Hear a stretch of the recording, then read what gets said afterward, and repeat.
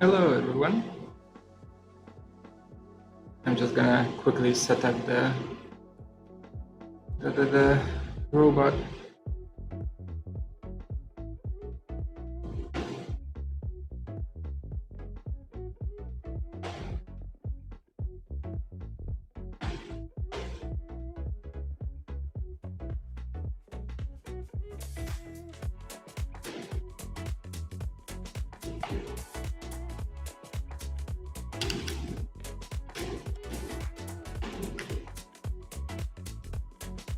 Everyone's ready?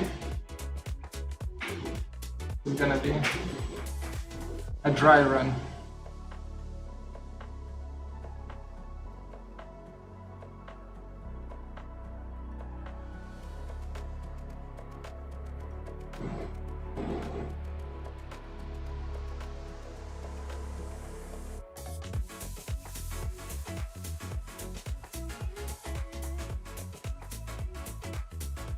Okay, seems to be moving.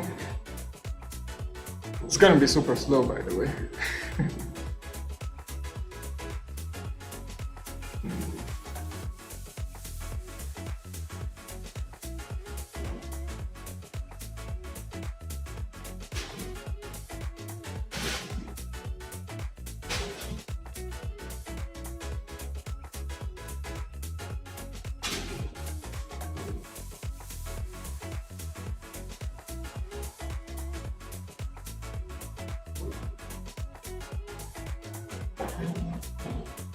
This is not gonna be an educational or interesting stream. This is just gonna be me working with this robot for another 6 hours or so.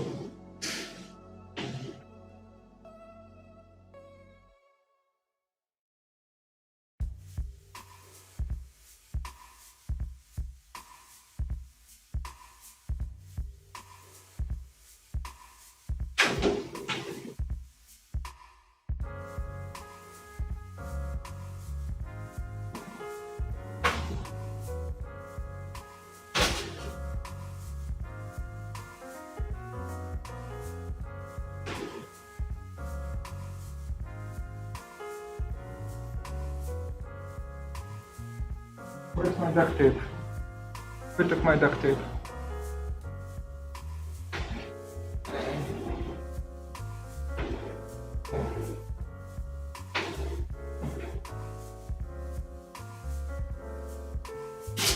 Ah, there it is.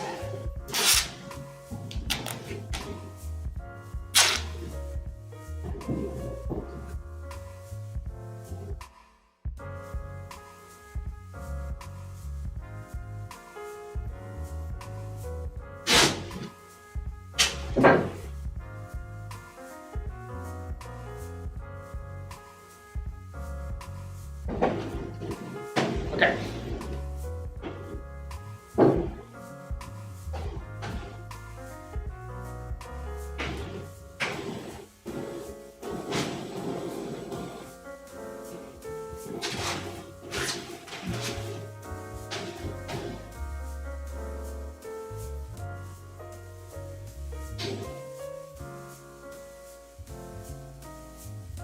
Chat's super quiet today.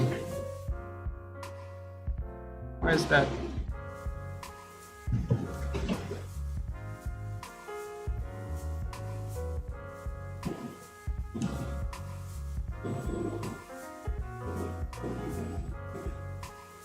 By the way, see how flimsy this is? Wow. But we're cutting super slow, so that's fine. That doesn't matter. Okay.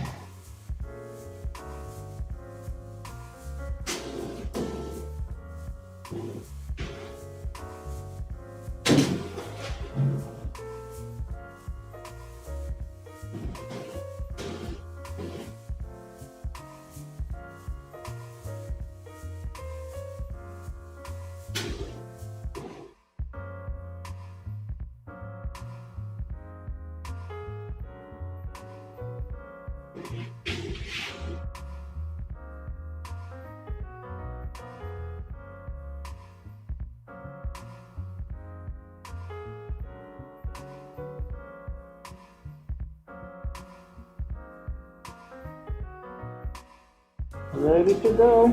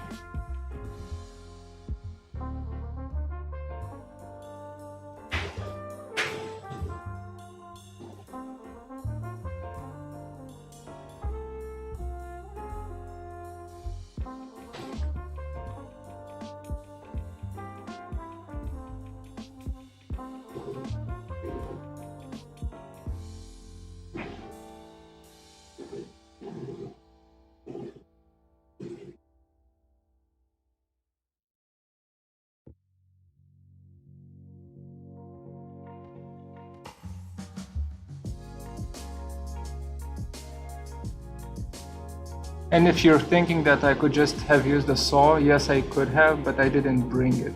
So don't question my logic.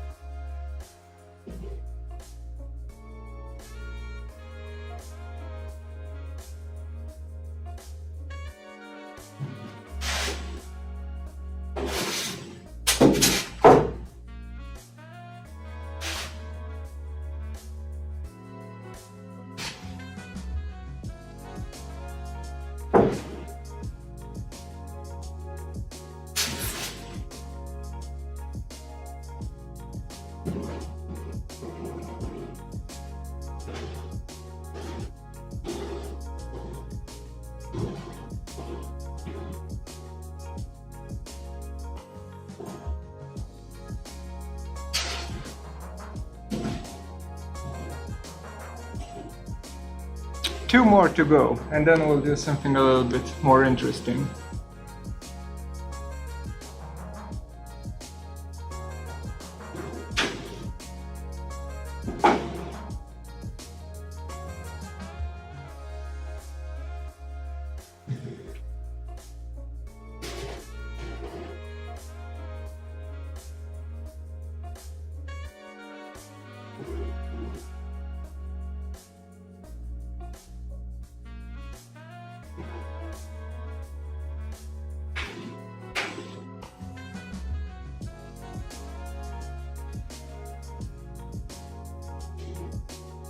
How is everyone doing? A bunch of people watching, but no one's talking. I got one laugh at least.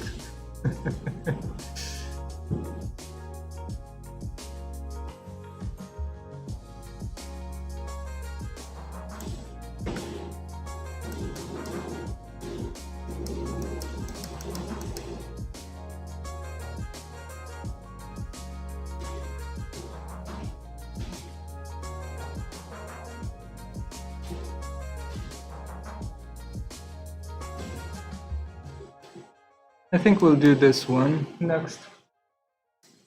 Yeah, this one looks fine.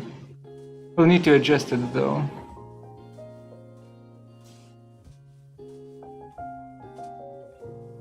Hello.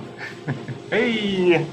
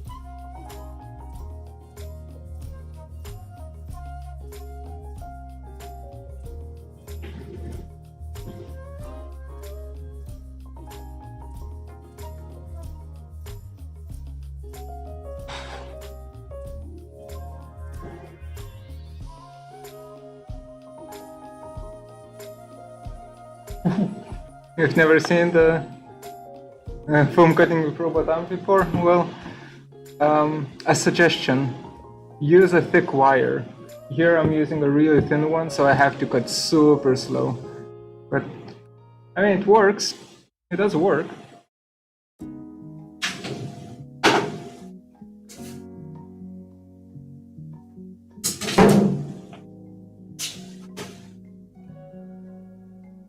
Yay!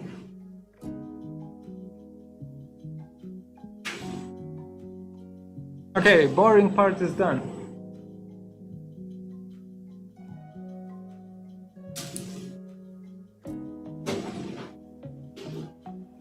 Now we're going to set up for a little bit more advanced cutting with Grasshopper, which should be super fun.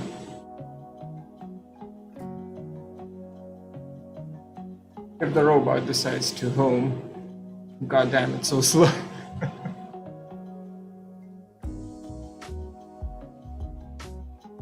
There we go. Whippy! And done. Okay. So now we've done this script right here, which was literally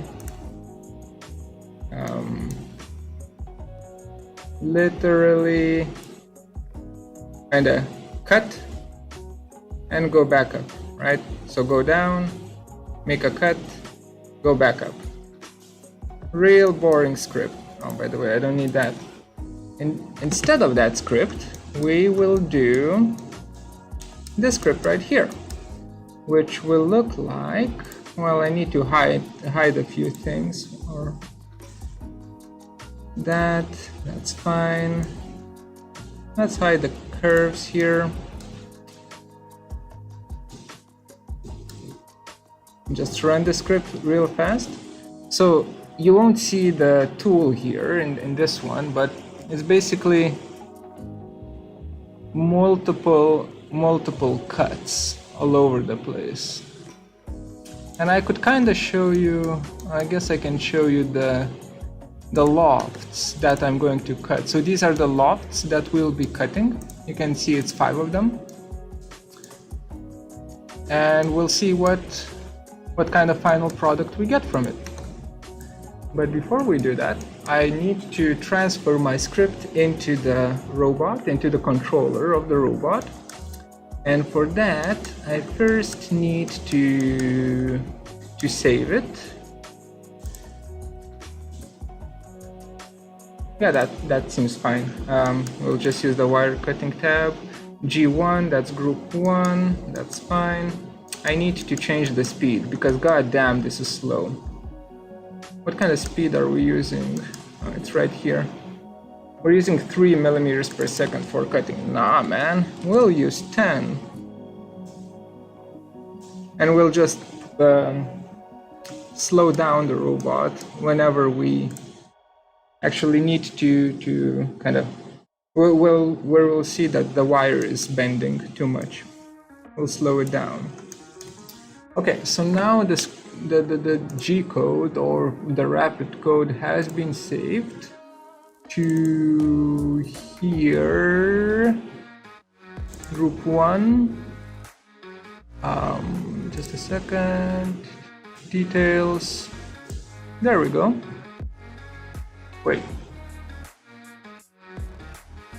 Wait, that's the old one. What do you mean? No. I want the new one. Delete that. Delete that. We try again. Why is it not saving? Let me try to disable this and re-enable this. And now let's check. Okay, now it's saved. And the way, well, you can work with a robot directly from Grasshopper, but I don't. Wait, before we continue, what does chat say? Hey, give me Midas. Close enough. Is that a KUKA? No, that's an ABB 2400. So it's an ABB robot. It would work on KUKA as well. For robotics fabrication, I'm using a plugin that's called Robots. I do have a tutorial for it in the channel, so if you just kind of search for robot or something like that amongst my videos, you'll see. It's just called robot. All right, so let's actually, how do we do this? Let's use Robot Studio to transfer the files into the robot, into the controller, because that's a little bit better than just using Grasshopper interface. If you want to use Grasshopper interface, you will need to get around quite a few hoops of safety that are implemented, especially with ABB robots. So yeah, just a note there. And you probably want to kind of see what I'm doing. So let me just capture a window. Yeah, this seems fine. Oh, that's a super big window. Smaller, good enough. For now, it's gonna be here. A scuffed stream. So this is the robot lab. And we are going to create a new solution with virtual controller. And we will be using, so here I need to choose which robot I'm going to be using. So I'll be using IRB 2400. I can't see it. Where the hell is it? Oh, there it is. Ah, it's lagging. 2400. And there's like two versions of it. I'm using the lightweight one, the 12 kilo one. That's how much it can carry, the payload. And I'll just create a file here. While it's doing that, let's see what chat is saying. Whoa, is it difficult? It's difficult to get into. Once you get the hang of it, it's super easy. Oh, it's your component. That's nice. I didn't. Yeah, you are in group number 1. Cool. So Burak is one of my students, and I'm cutting their files because of COVID. They can't do it themselves, unfortunately. So the live stream is the closest thing that we can get to, actually. And the students participating in the cutting.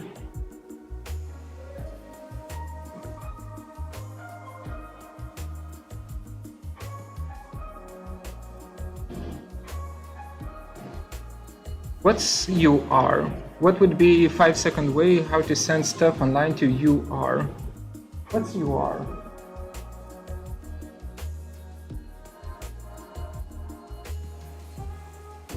Hello, Vitaly. Hello. Okay, is it? Yeah, okay, so it's working now. And, oh no, never mind, it's still loading. Yeah, there we go. That's my ABB beautiful robot here, and I'll just go to a controller. So this is the virtual controller. It means it's not connected to the robot, but I can connect it through here. So now we do have this kind of secondary controller, and I won't even simulate it. I'll straight up use file transfer. And we'll go to our course and delete the old version, because we will be using the new one. G1. And I already did the dry run and it works, so we don't need to worry about, the robot self-colliding. So basically right now, what I did, wait, what do you see even? Oh, you see this, okay. So now when I transferred the files, what I did is go away. They are located right here in this controller, and I'm going to. I can't have whatchamacallit, I can't show you. Well, I can show you through the camera, but that would be awkward, so I'm not gonna do that. I'm just real quickly going to load in the newly transferred module, the newly transferred file. Yes, I do want to continue.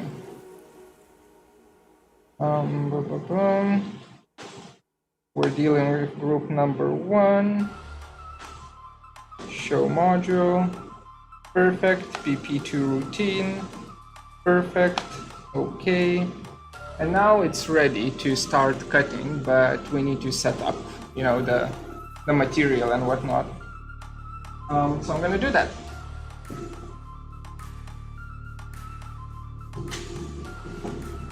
Two minutes.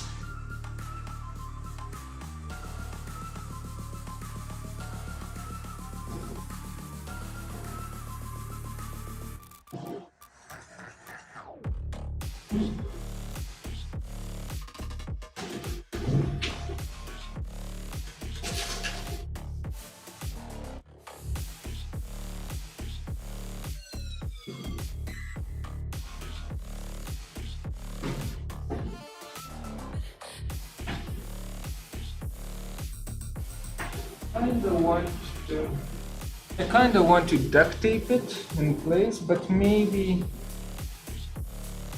it's gonna be fine. We'll be very careful about it. Okay, before I begin, what does the chat say? Universal robots.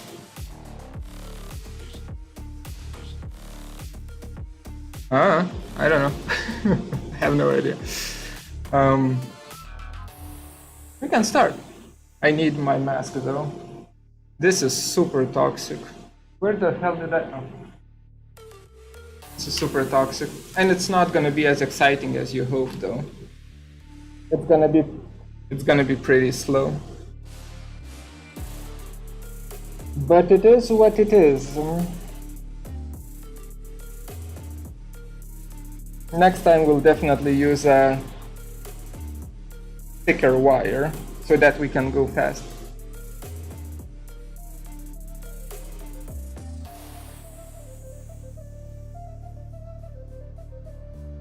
Oh, I work in Lund University, and this is the robot lab that we kind of borrowed from the chemistry department.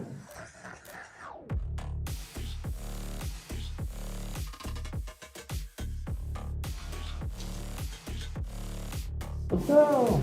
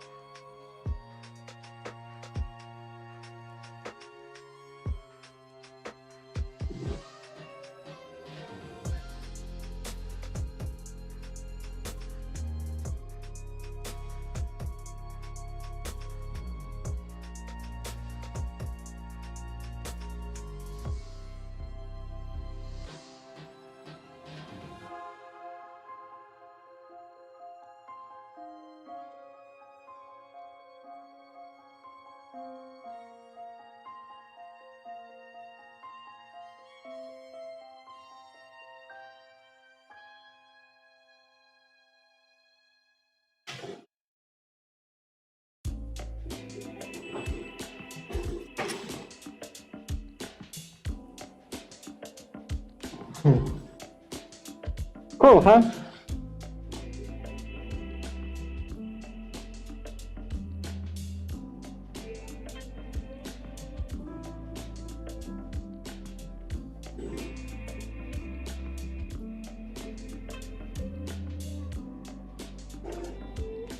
Okay, what does the chat say?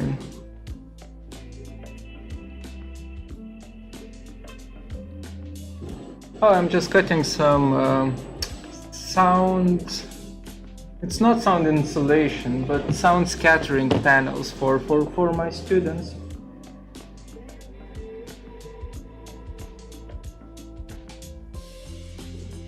Thanks for all the tutorials. Internship in the Robot Lab in Amsterdam at the moment with 3D printing, and we also use Grasshopper as our main tool. Tutorials helped a lot. That's the hope, right? That's the dream, that tutorials are helpful. Is this laser cutting? No, there's no laser involved. It's wire cutting. So it's instead a real hot wire that we use.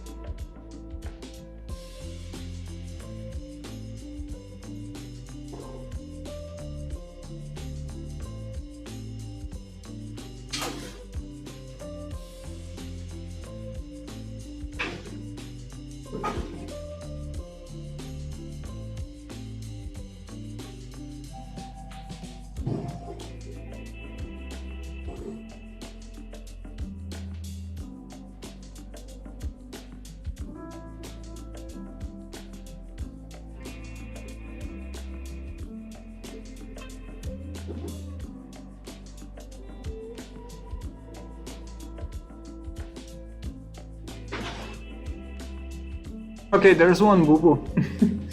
There's one collision that I didn't... God damn it, there's one collision that I didn't check. Let's see, we need to fix it. Now I'll just let the robot do its thing. No, I can't do that because I'm streaming and no one will see what the hell is going on. So I need to do this. Okay. So that happened during the third cut.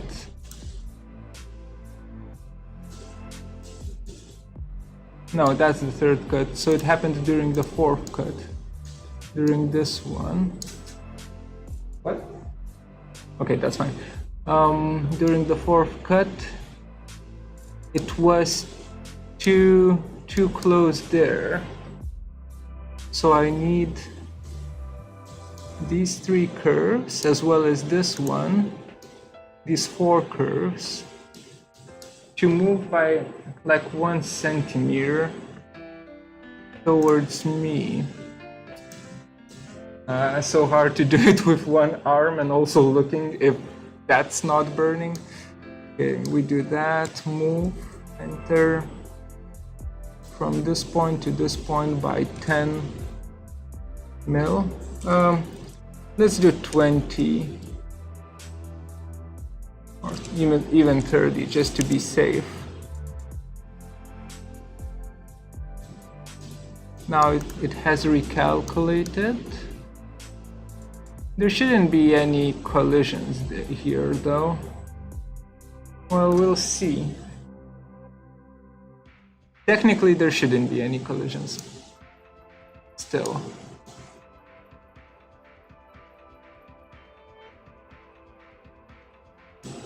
Okay. We will force this to recalculate. So this auto saves on top. What time is it? Okay, so these are the old ones. I delete the old ones and I recalculate the new ones. Come on, do the thing.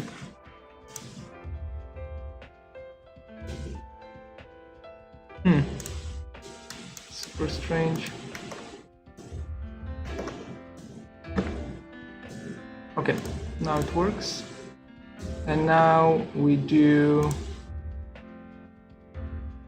So by the way, it's just doing the, you know, really slowly doing the cut. After the cut is done, I will kind of show you a bit more of it. Trust me, you'll see plenty of this.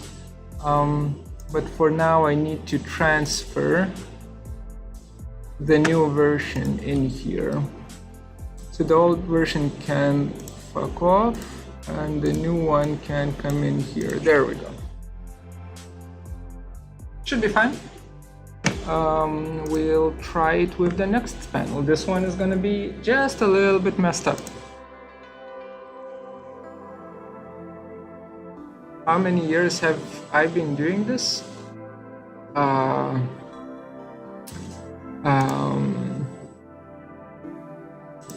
I've started. When did I start? When did I start? I started in January.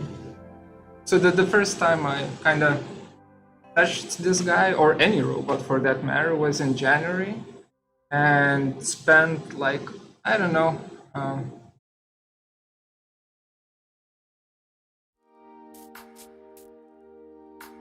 maybe 12 hours per week learning it. And then we started cutting it, cutting with it. Was it February, I think? So the first cuts were just, do I have them here? Anyway, the first cuts were horrible. So that works. Okay.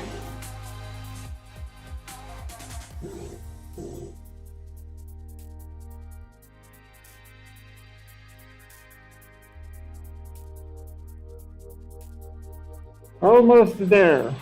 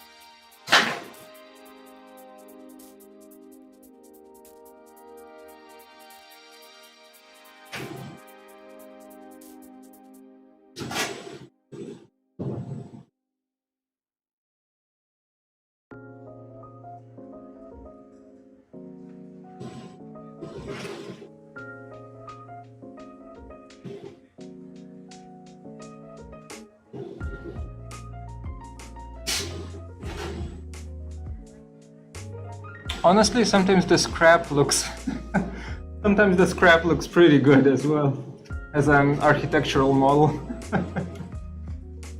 Could be something here.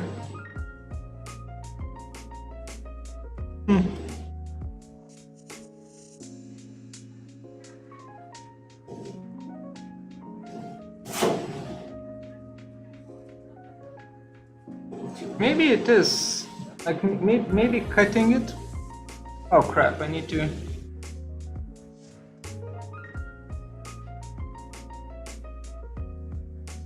Yeah, I need to make it slower. Maybe cutting it from both sides would would make it into a pretty cool tool for architectural models, because now we're just doing panels that will go on the wall, right? So it's not gonna be, it does need to have like a level back. But you can think of it as a sculptor, you know, like that you have a block and you have your shape hidden in the block, so you can cut it from the bottom as well. And just kind of remove these almost like three-dimensional shapes from it. Pretty cool. Could be a wing.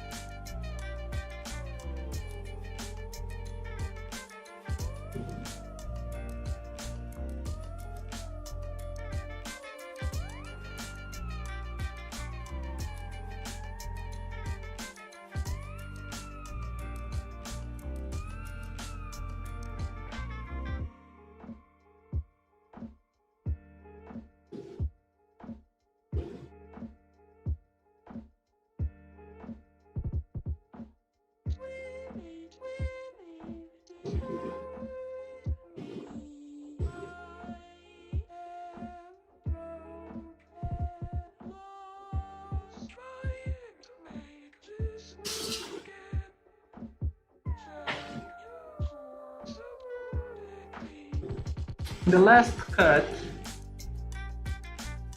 the fourth and the fifth cut, they're just a tiny bit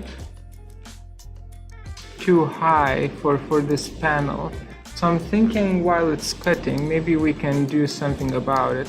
And you know what's the worst thing? I have to constantly hold the switch. If I stop the switch, the robot stops, right?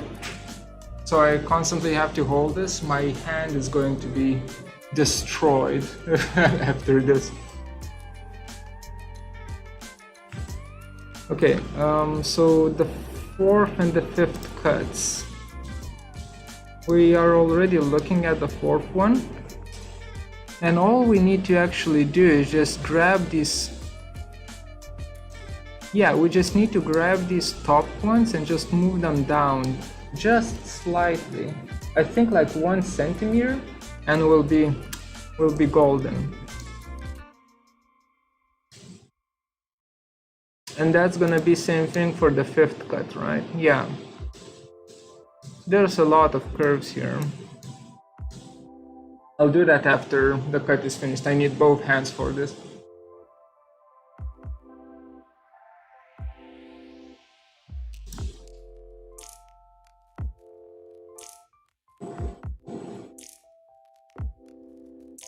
What the hell is that thing? It's me. It's Gediminas. Don't you know me? Hello.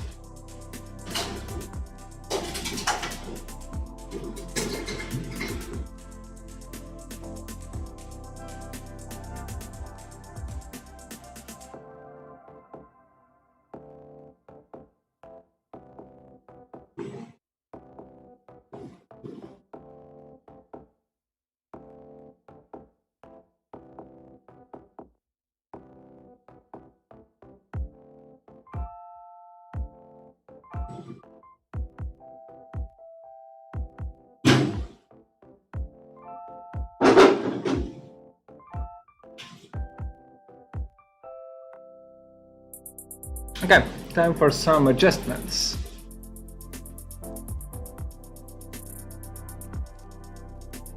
Lot of mountains, yep.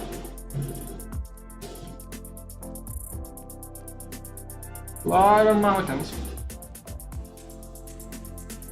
So I need to do 8 more of these.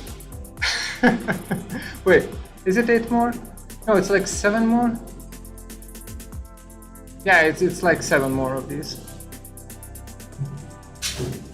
And then we will have a freaking wall. Whoopee! But yeah, so a few things that I don't like.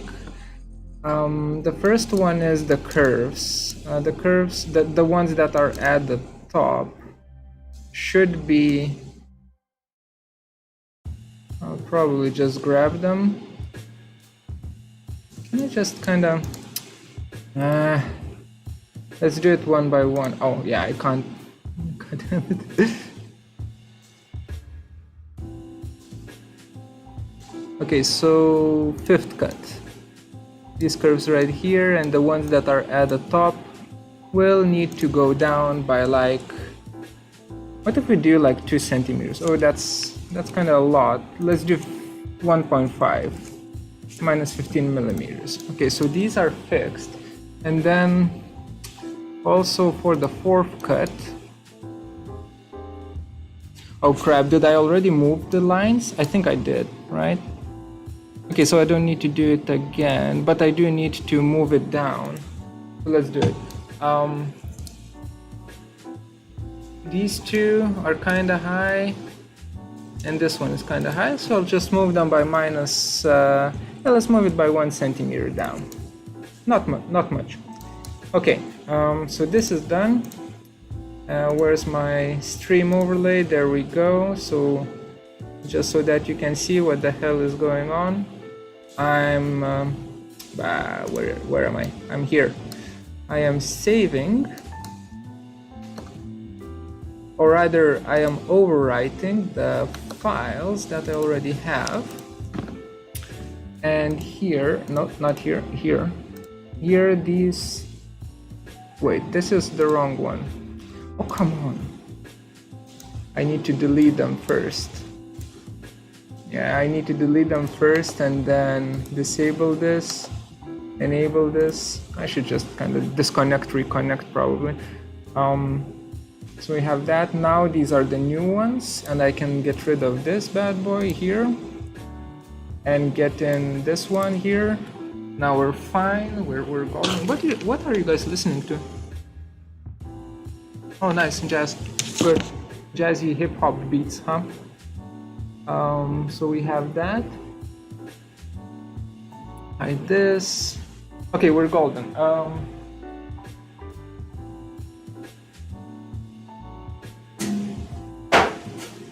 We go again.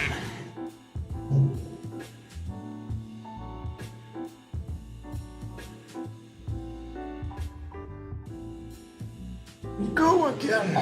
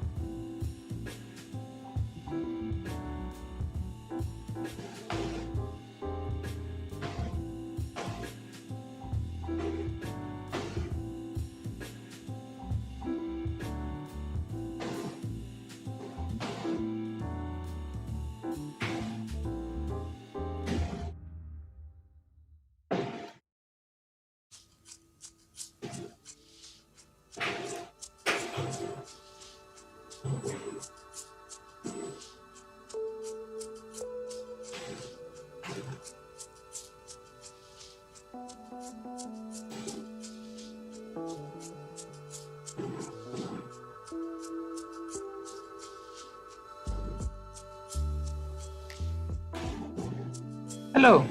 Is it possible to intertwine grasshopper, probably not just grass, with industrial manufacturing? Absolutely. There's a lot of companies that do that. It's now, I think it's going to be even more popular in a few years, but now the wave is quite high in terms of, wait, I need to slow this down a bit. There we go. So the wave of interest for industries, like manufacturing industries, is quite high in terms of using grasshopper for their production.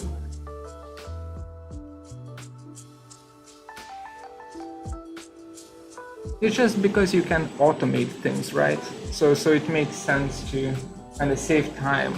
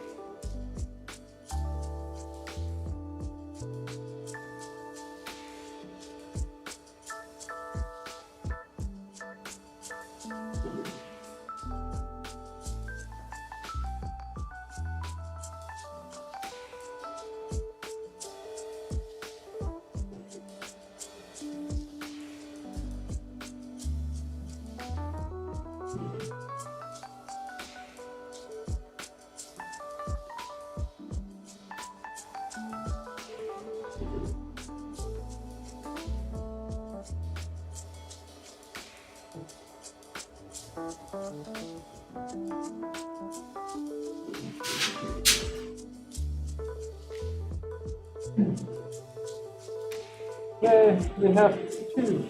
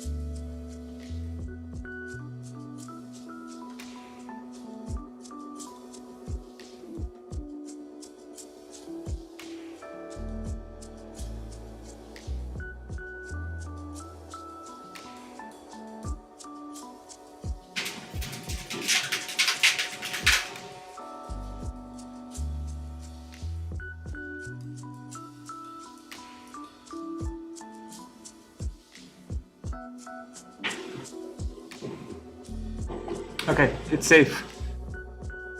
didn't collide. That's good.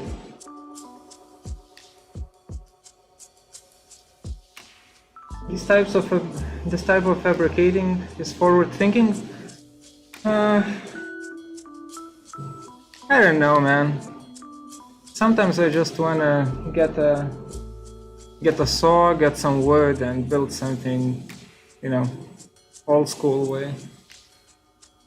A little bit less toxic than cutting styrofoam.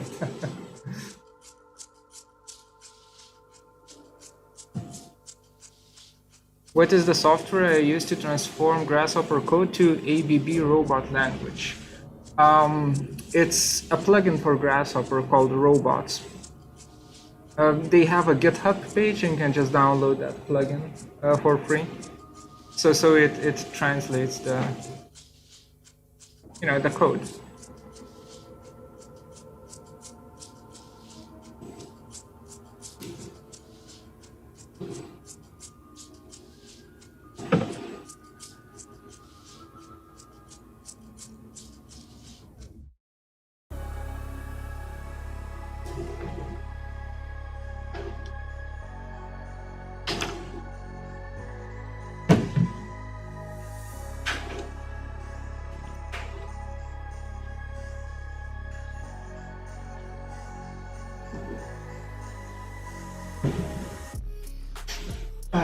How long has it been? 1 hour. Okay, it's 1 hour and my throat is already sore. Like there is an, I don't know if you can see it. There's like an extraction vent right here, but it's not helping. Not helping at all.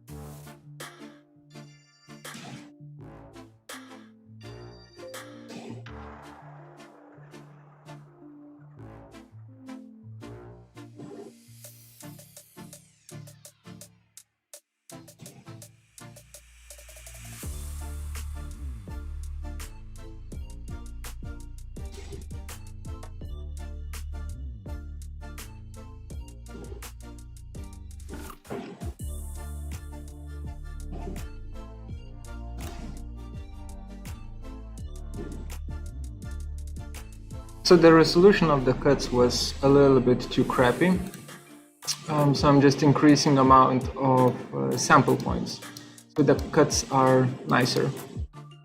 Should help out, but that means that we need to do the whole delete and reinsert thing again. But with every version we're getting closer and closer to a nice product, right? So Makes sense. Jesus, the fumes are so bad.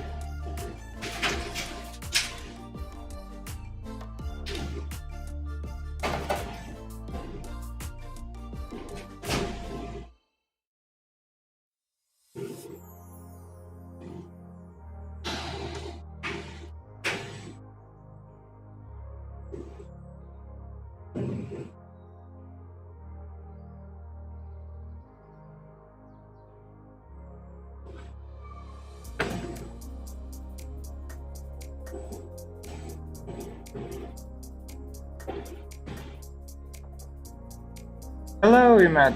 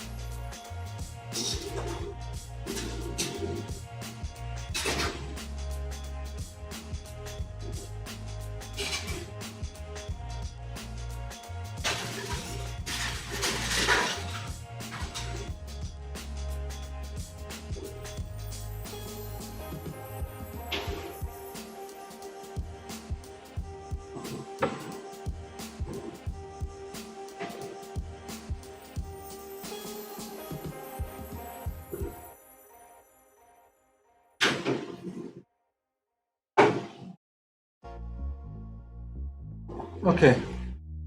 Whew. One more done.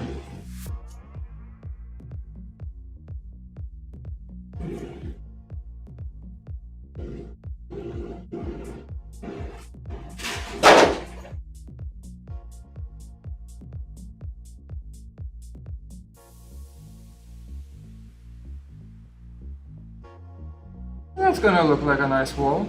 Well, once it's, you know, all covered and so on. Right?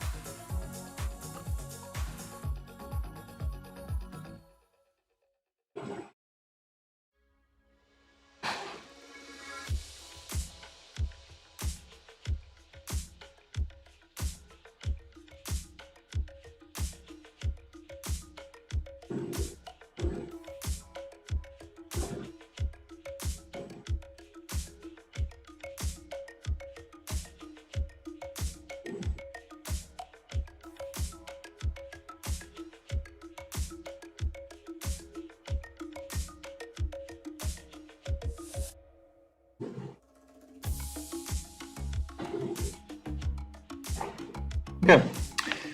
You're deep into foam cutting for wings and models of the frame systems. Frame needs to be more stiffer. What's the yellow foam? The yellow foam is XPS 250.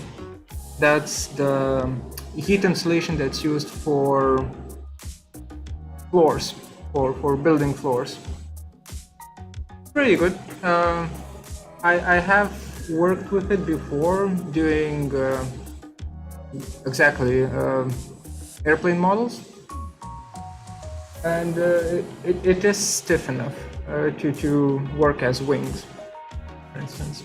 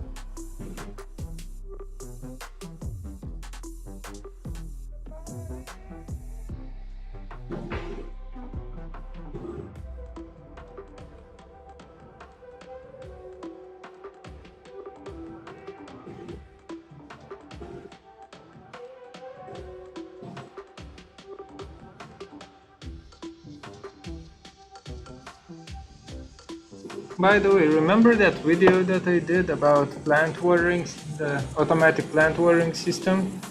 It actually works. Like it actually managed to keep my plants alive for like 2 weeks while I was gone. So that's kind of cool. But I'm gonna do another one, which is going to be, let's just say the previous version was super overly engineered, and I'm gonna do a much simpler one now. But that should be pretty interesting as well. And also, I really fell in love with Arduino and just programming for, you know, these kind of small computers that can do crap. I think I'll kind of continue on doing the plant interaction with computer type of a thing and just see where it goes. Hope you liked that kind of video, because from time to time I'll be uploading those kind of videos as well.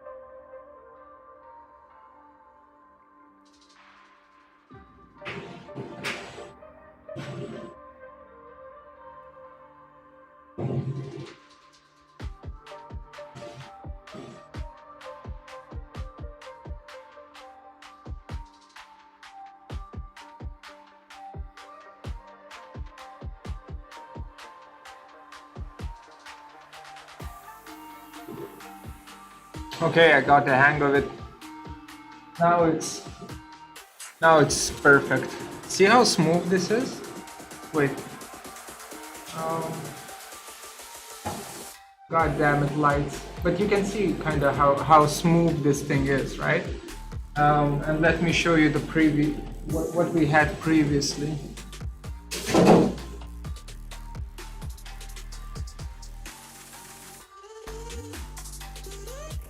So this was a previous cut, and you can really see well, you can't, can you? Well, kinda. You can kinda see the edges. Oh yeah, you can see it from the side, right? It's literally a polyline, not enough resolution, right? But when I go to town and I increase the resolution quite a bit, see? Super smooth. Yeah. Yep.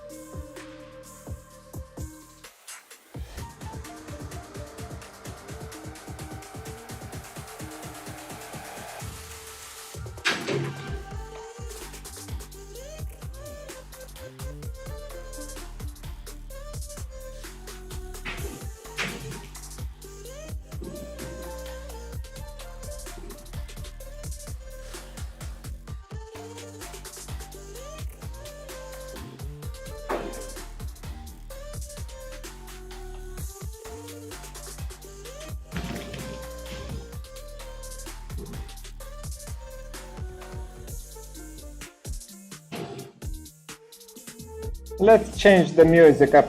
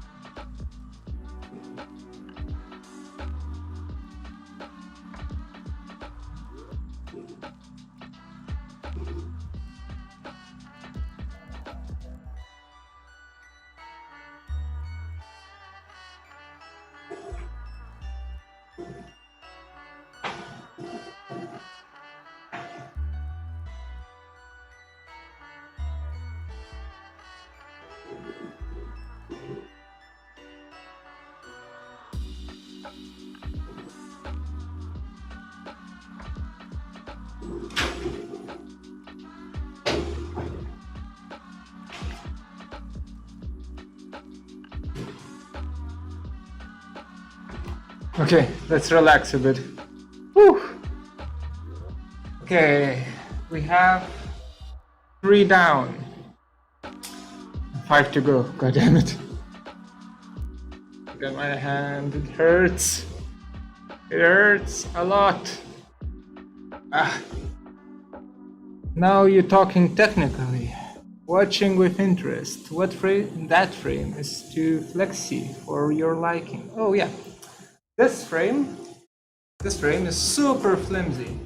I mean, since we are cutting so slow, that's fine. If we wanted to cut faster with a thicker wire, I wouldn't use 20mm extrusions. I would probably use 40mm extrusions with some bracing in the top. This is just, you know, like a test. I don't know, a test tool, just to see if the whole method works. And it seems to work, which is good.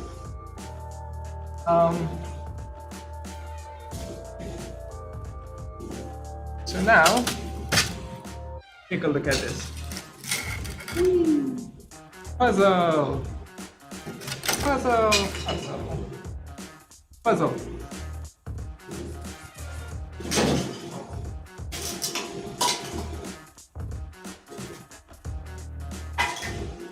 Ah, this one.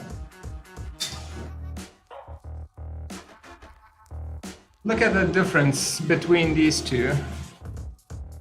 So this one, right? Wait, can you see it? Yeah, you can kind of see it. And then this one. Maybe from the side, this is the best idea to show. So from the side, you can see this polygon. Like literally a cut line is a polygon, right? Or very crappy. Now, that line is a curve. Yeah, I'm happy. I'm happy with this one. We will not change anything, we will just continue cutting.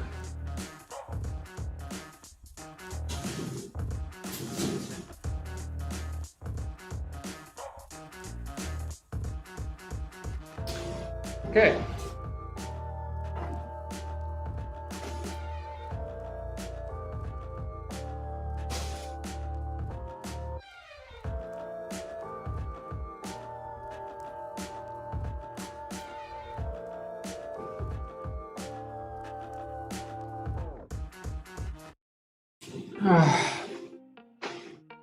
Everything's aligned, everything's Gucci.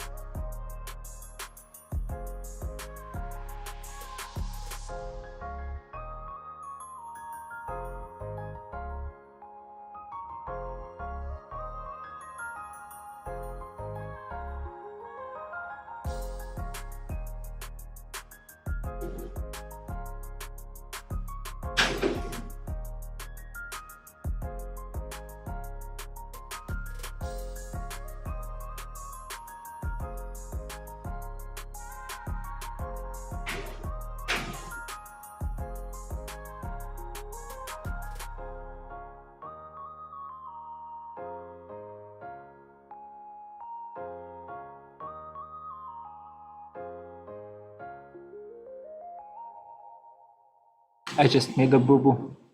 I forgot to slow it down while it was cutting, so it just kind of pushed the element around, and well, let's say there's gonna be a very jazzy cut now. Oopsie.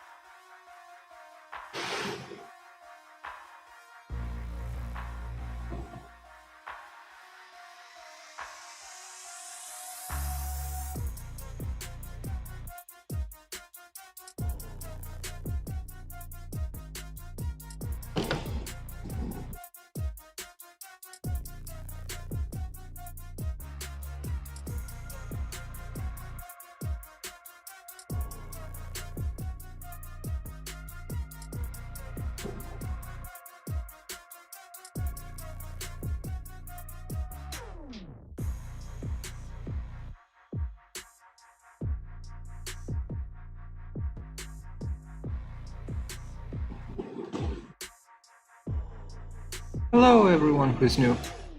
I am from time to time coming by the computer to check if your saying anything, if you're writing anything, and I will interact with you, right? So don't be afraid to ask questions, or just kind of chill out with some nice music.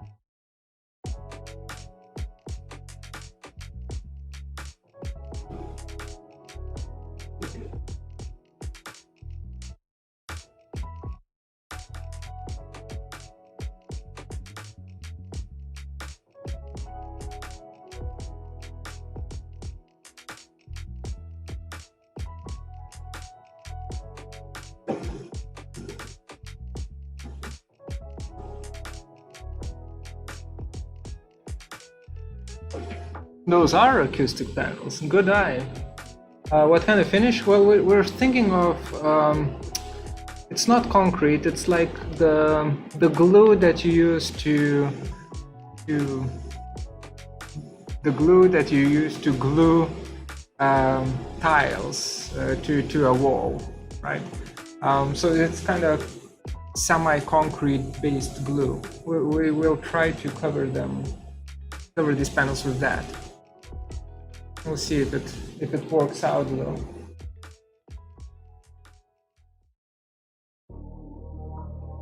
I think concrete would work as well.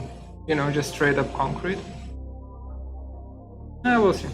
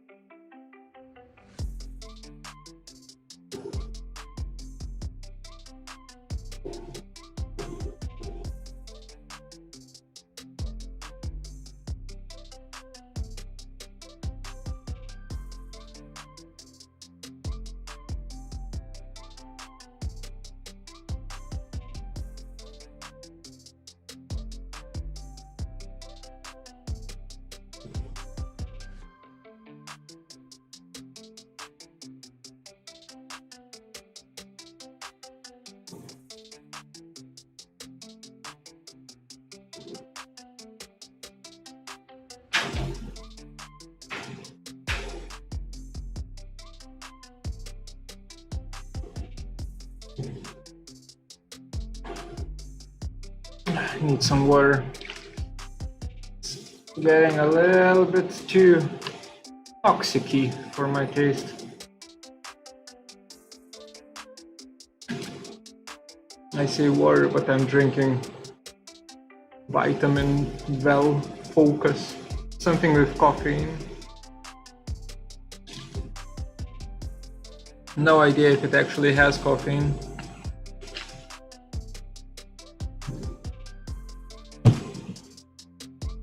It pretends to not be an energy drink, but it actually is an energy drink.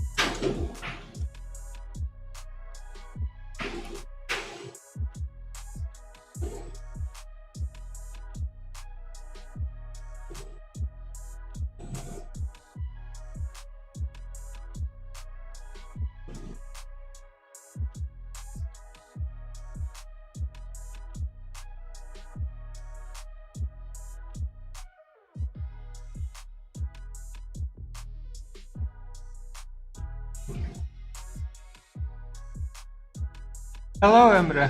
Hello.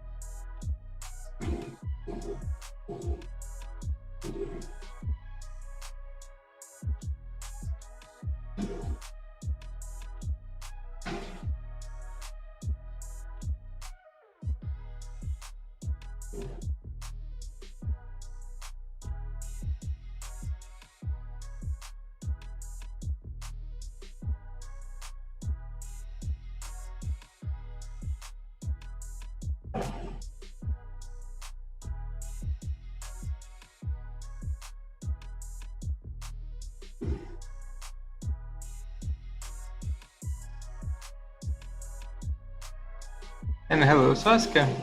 Philip, which one is it? Hello.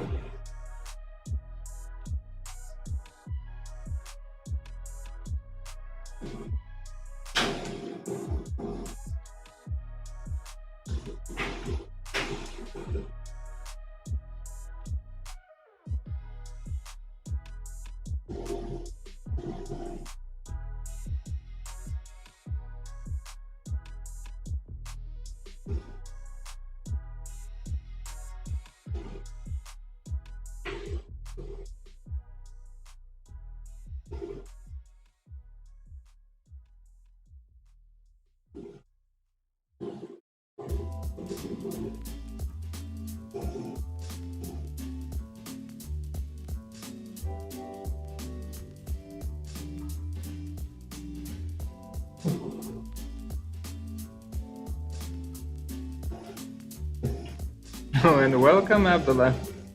People are gathering. That's cool.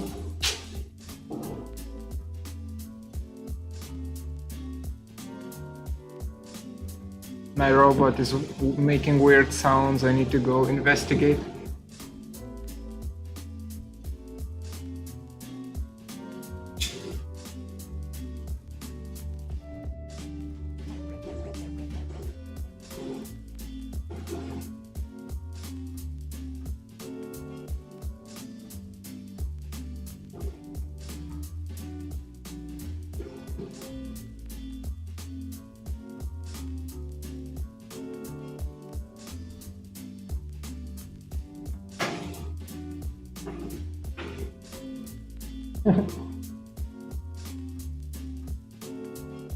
Oh, and Anastasia is here. Hello.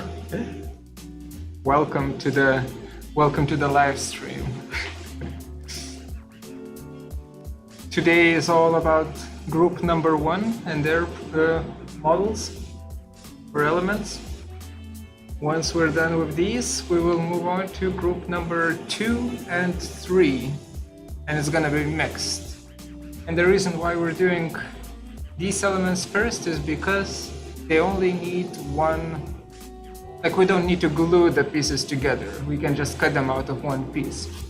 So it's faster to just kind of push these out and then continue on from there.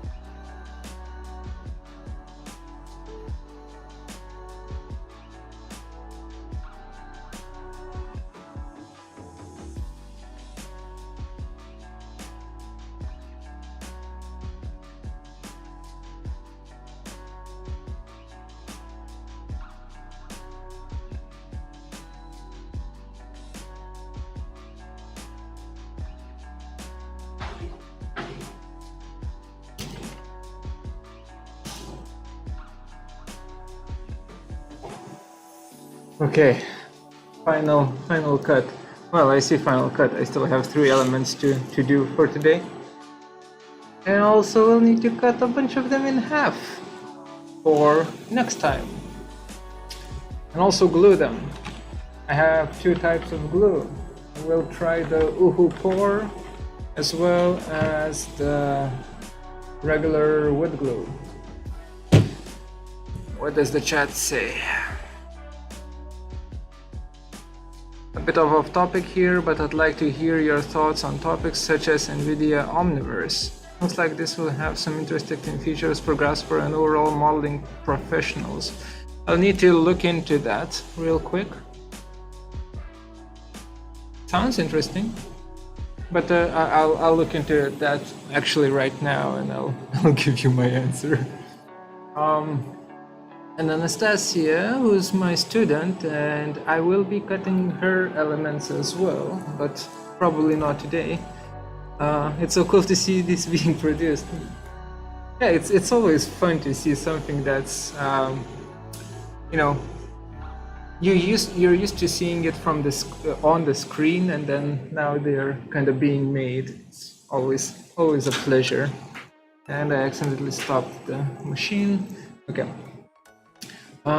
So what was that? NVIDIA Omniverse. Let's investigate. I've heard of it.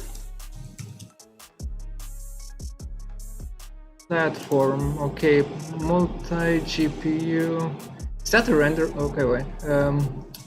Multi-GPU real-time simulation and collaboration platform through the pipelines. So it's basically... Yeah, okay, got it. So it's basically a render farm, only that you can also run calculations on it. So it's a server that NVIDIA is kind of going to probably ask for you to pay a subscription fee for. There's a lot of them out, similar ones. I guess this one is going to be super integrated with the software.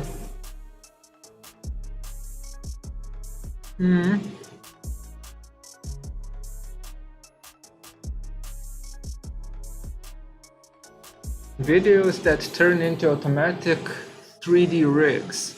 Well, that sounds like a nightmare. Yeah, I mean, have you seen what AI comes up with these days? I mean, it's cool, don't get me wrong, it's cool, but it's... From time to time you get into that uncanny valley where AI just screws things up.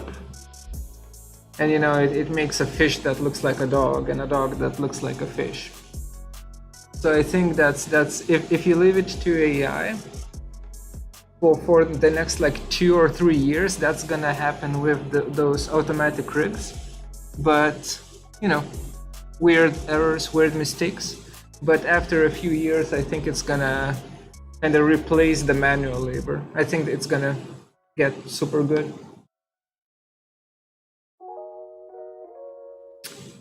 So it only works on RTX. If you yourself have an RTX setup, you can't hook up to their servers and use their RTX cards, right?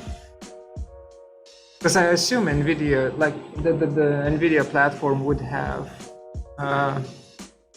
a server for which they would generously offer to you in exchange for money, because they like money.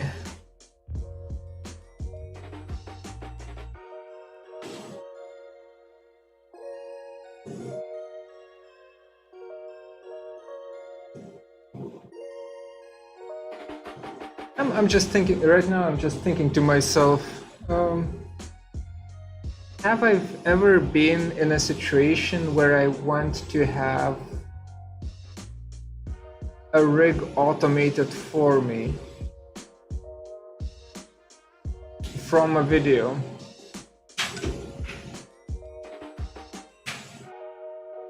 Not really.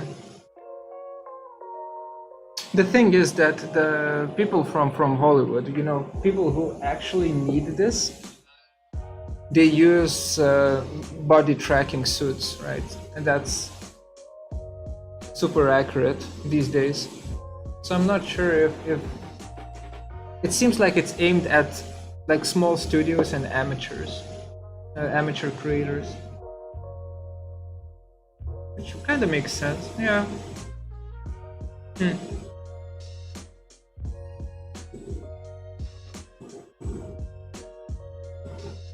Yeah, Rhino's lifetime licensing is real good, big good license. Yes, especially student license and teacher license. Since I'm a teacher, it's big good to me. 200 euros instead of 1,000. Very good. Okay, let's go.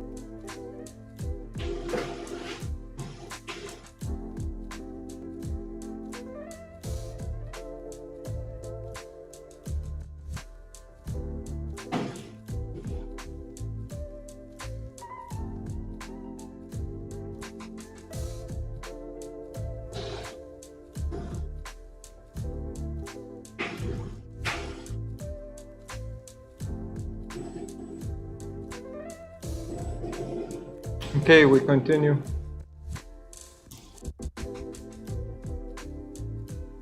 Yeah, it's literally what I do. You know, as a teacher, I share my thoughts.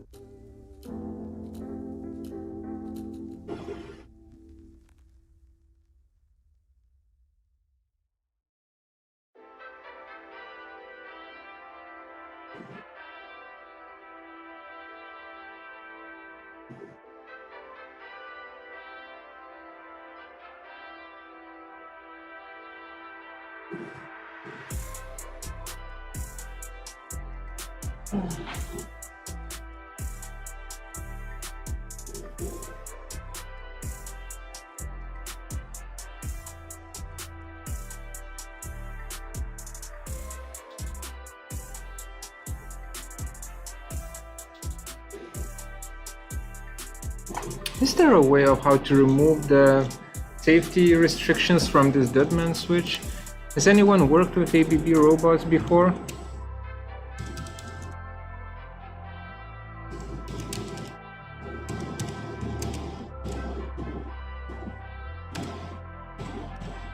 I'm just googling ABB deadman switch disable.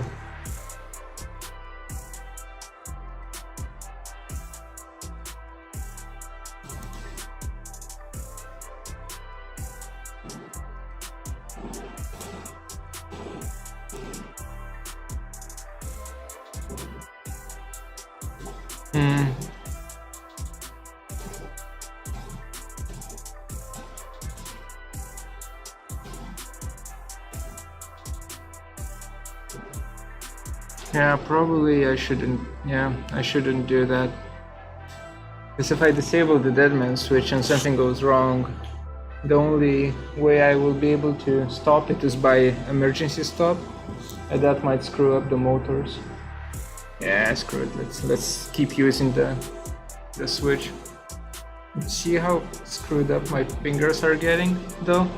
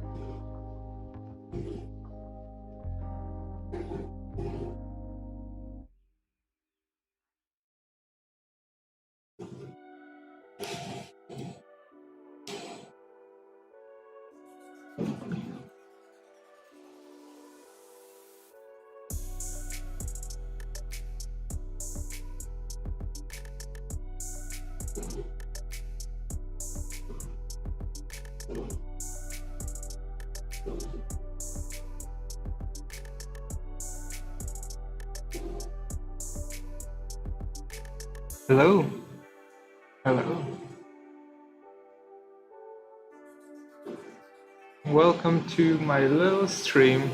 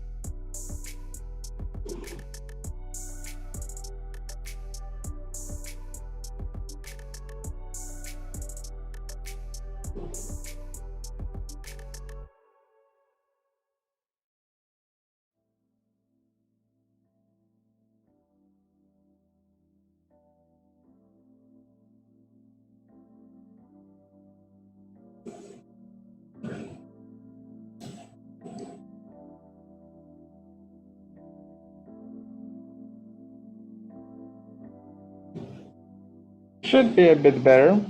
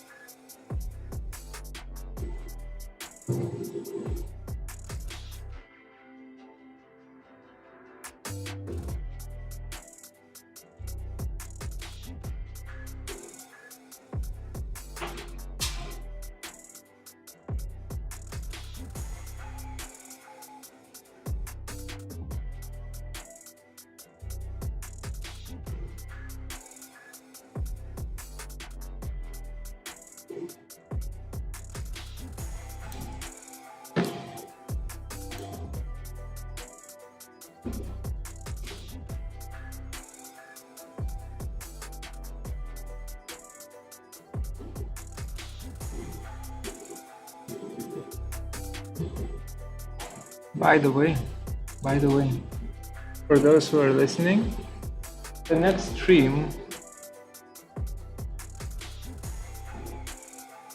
Wait, I'm messing it up a little bit. But now it's fine.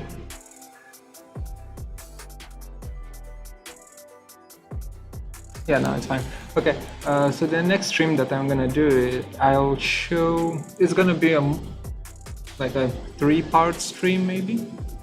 I'll show you how to model out a building with sub-D geometry. I've decided, which is, well, let's just say I don't know how to model out a building with sub-D geometry, so it's gonna be a ride. Let's say it like that. Maybe I shouldn't say I will show you how to. Yeah, I should probably just say I will try to model out a building using sub-D.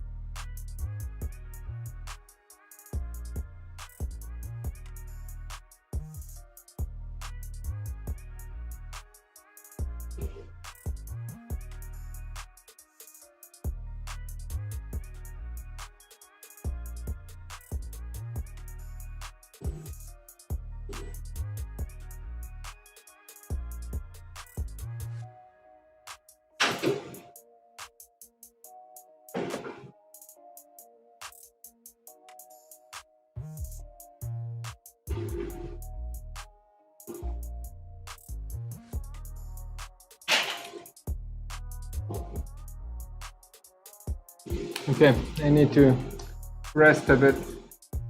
Rest my hand a bit. Boo boo. Boo boo. Boo boo.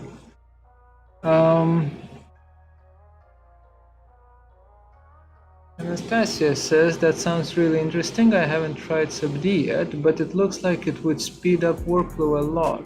I'm planning on upgrading to Rhino 7 these days, so maybe I'll get to try it out soon. It speeds up certain workflows quite a bit. For others, you will want to kind of work with NURBS, still continue working with NURBS.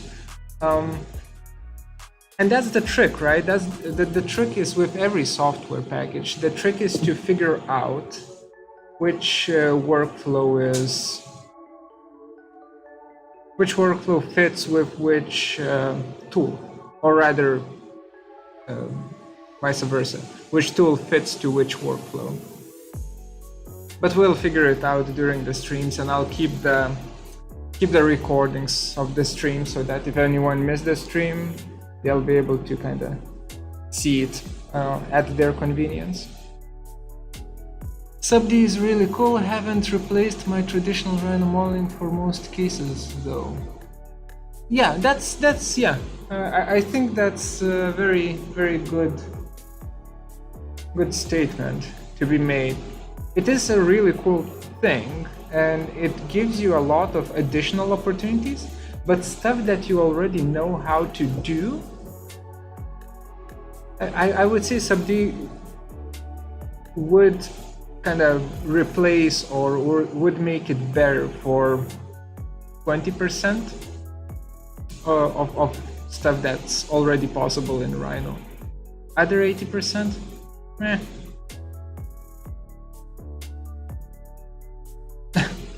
I'm glad to hear that. I'm really glad to hear that.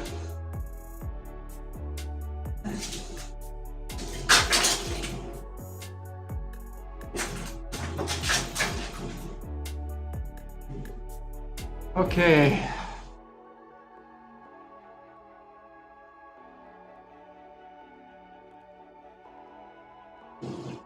Two elements to go. Then we will cut a few more in half and glue a little bit, and then we'll maybe figure something out what else to do in this stream, and then I'll go home and probably vomit in a bucket.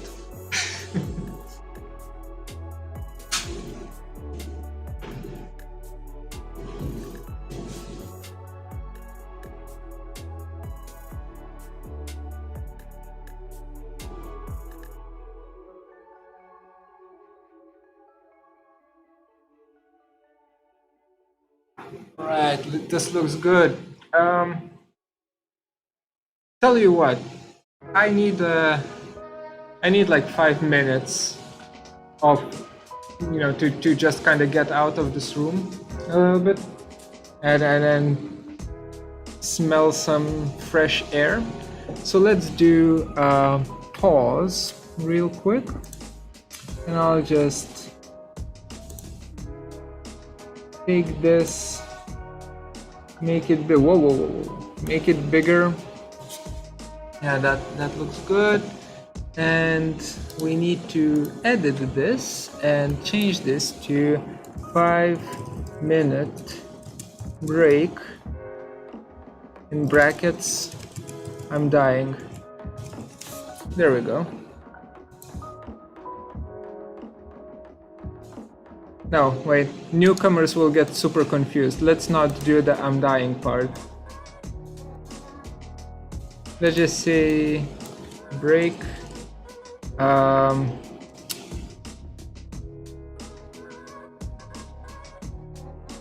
Need air. Yeah, like that's less confusing, but okay, 5 minutes and I'll come back.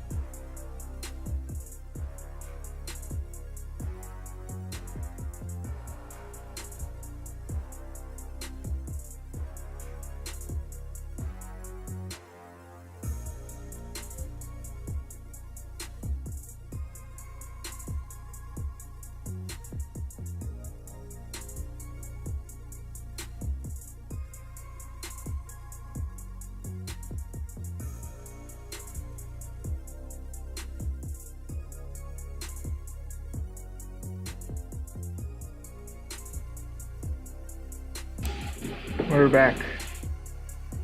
We are back. Water. We'll continue.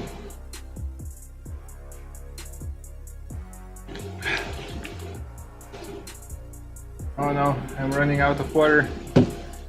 Oh no. Okay. This thing needs to come back to I read the chat. Brackets. Sometimes. Oh crap. Didn't change, huh? Wait, it should change. Oh crap, that's the wrong one.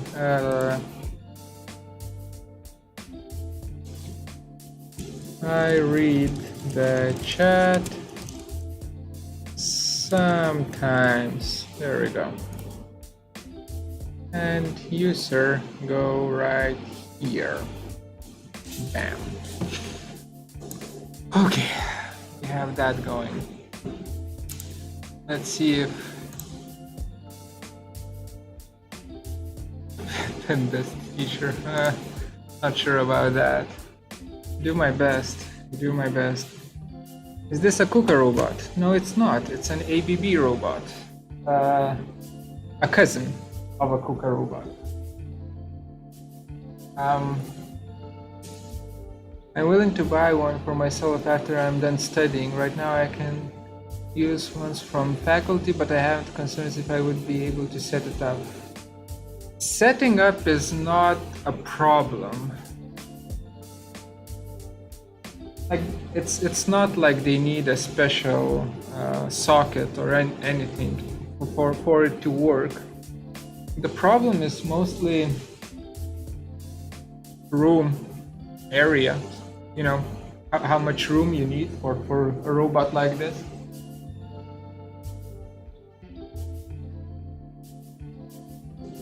Also, honestly, price. You know, these guys are kind of expensive. A smaller one. Wait. Let me try.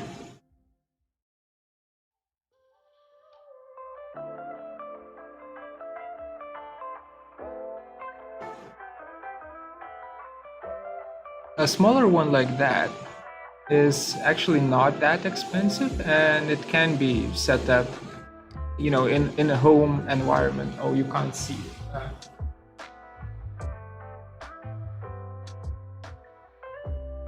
So that thing can be set up in a home environment. I don't know. I would probably buy used. I would definitely search for a used one. Just because of the price of the new ones is obnoxious. Also, there's plenty of startups, like startup robots that are out there that, you know, might be even better than ABB. Okay.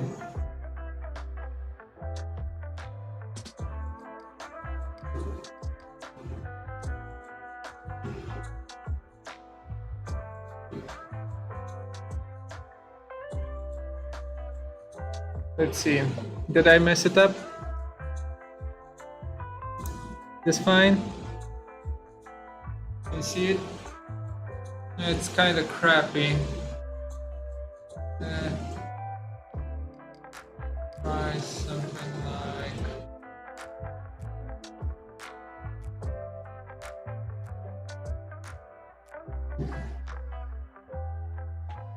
Yeah, let's do something like that. That seems fine. Is there any way I can get cloud remote desktop because I have very low-end laptop? I'm not able to explore more and my family can't afford the laptop.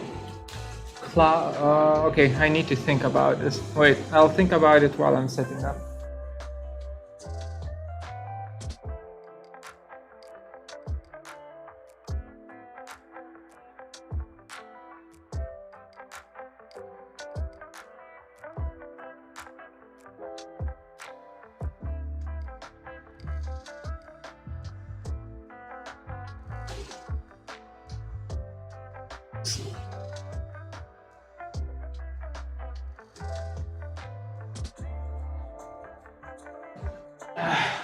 Okay, so it depends on for what purpose.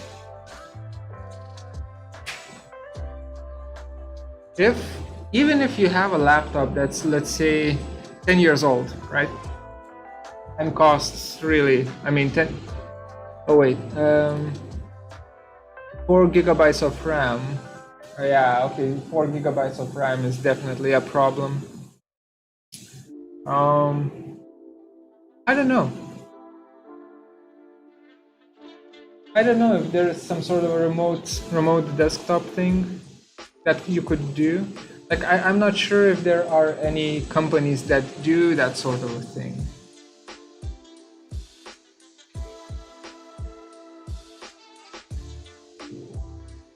Even if there are the lag that you get, so there's always like input lag involved. Wait, slow it down. There's always input lag involved with using remote desktop, and that input lag, when you use it, it feels like you're modeling as if you're underwater, if that makes sense, right? Your mouse is kind of slow, and you kind of constantly miss things, right? You don't snap to things that you want to snap to. Honestly, I think best case scenario would be to buy a PC out of used parts. You know, like parts that are 6, 7 years, 8 years old. And I think from those you could get away with 200 euros for a pretty good PC. That will be enough to do architectural models. Yeah, I would probably go for that, because even if there are like these cloud services that give you an opportunity to use, you know, remote desktop, you would need to pay. I don't know how much, but there would probably be like a subscription fee, and over time, you know, in a, let's say, a year or half a year, it would kind of come up to the same price of 200 euros. So I would get a PC. Yeah, great. Great. Right now I'm only pushing code into existing robots.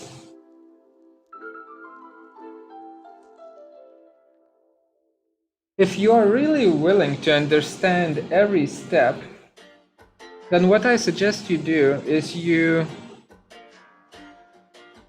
make your own robot. Build your own robot. There's a bunch of, like on different websites, there's a bunch of do-it-yourself robot, not kits, but like list of materials that you need to buy and so on, to be able to kind of make your own robot. And even though the robot is not going to be, you know, super precise, and the repeatability of the robot is not going to be great, but once you're finished doing that, you'll be able to operate with any, you know, any robot that you get your hands on. You'll be able to operate it, because you'll know exactly what goes wrong, right? I wonder if I just Google 6-axis robot DIY, do it yourself.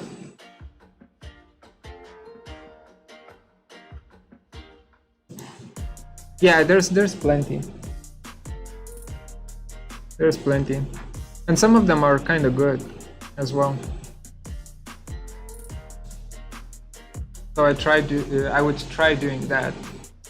Okay, wait, I need to put on the mask.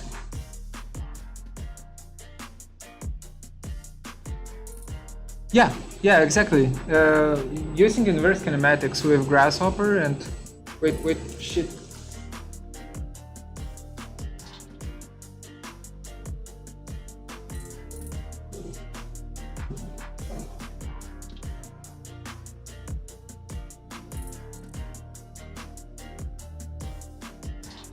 almost messed up there.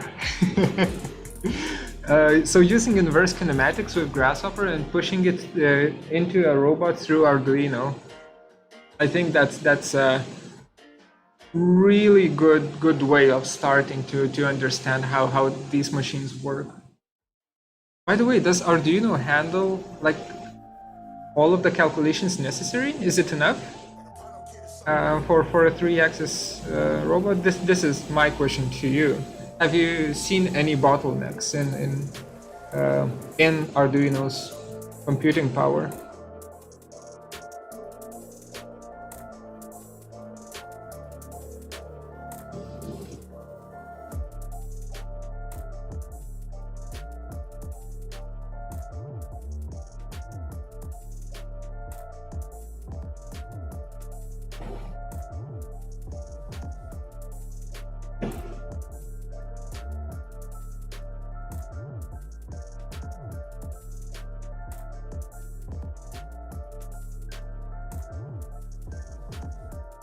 Ah, got it. So you're just parsing the information through Arduino.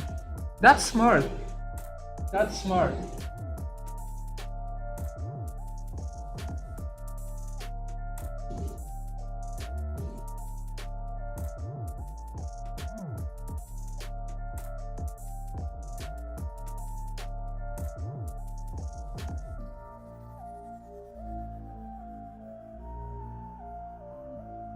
I'm really not that experienced with Arduino itself. I've just begun trying it out. Next project that I'm going to do with Arduino is going to be an interactive flower pot. So basically a flower pot that has a small LCD screen, and it's sad when there's not enough water for the plant. So you get this kind of a reinforced relationship with your plants, because you can see, if they're smiling or if they have a frowny face. That should be fun. Of course, I'll do a YouTube video about it.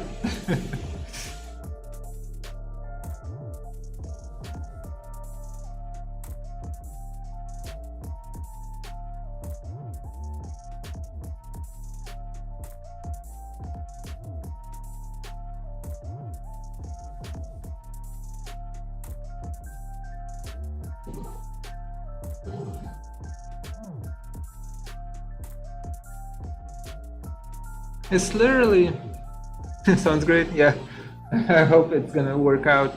It's literally any money that I get from YouTube,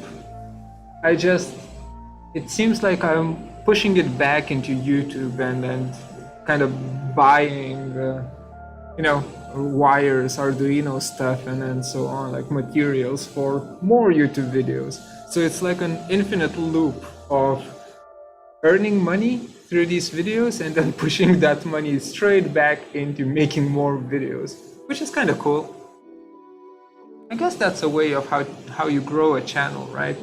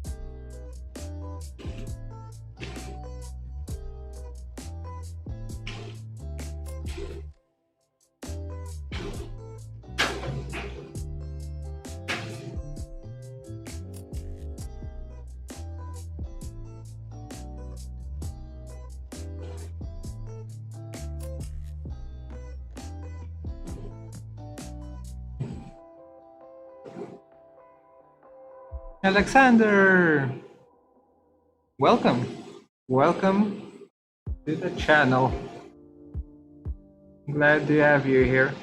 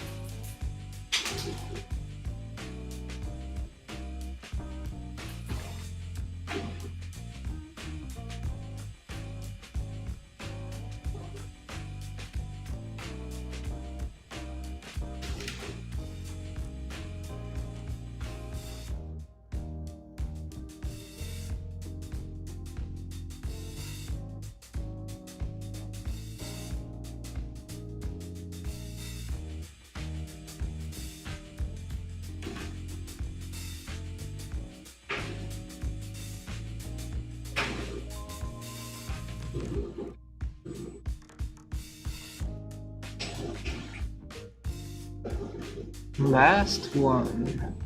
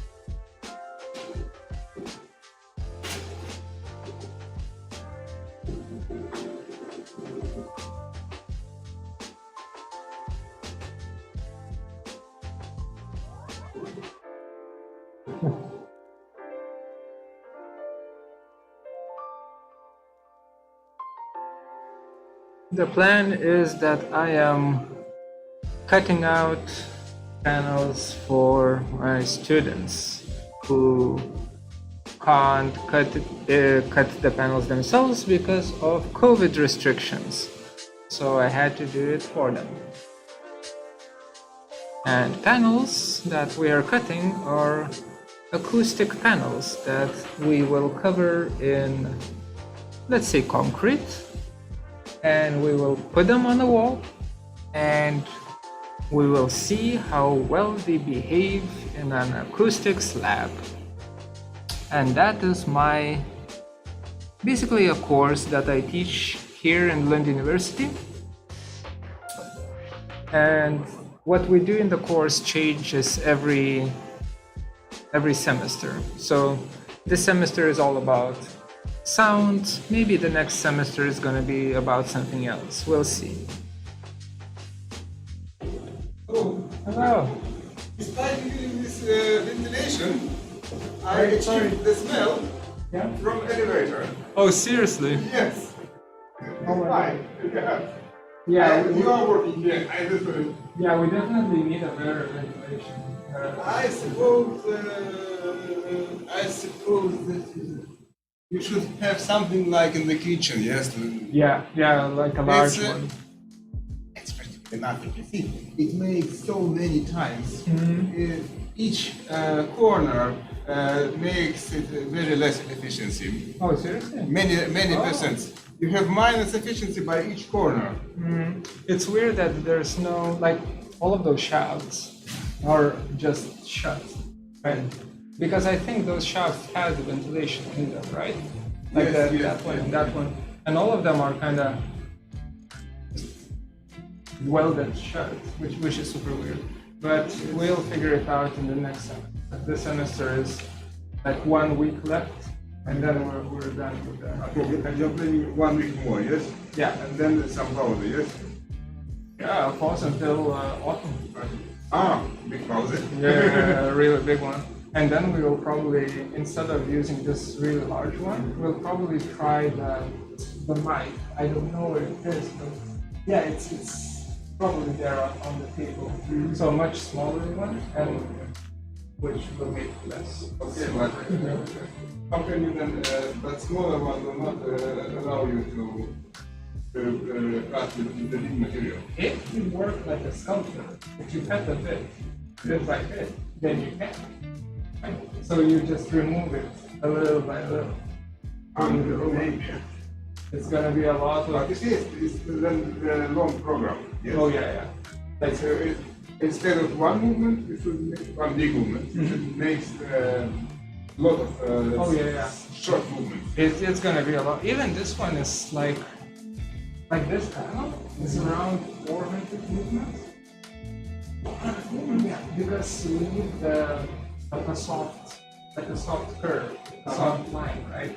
Which means it's a lot it of means it's made from many straight, right? yeah. So that's why. But so I think for smaller elements with the knife, we will need like 2,000, 3,000 movements, which is fine. It's okay.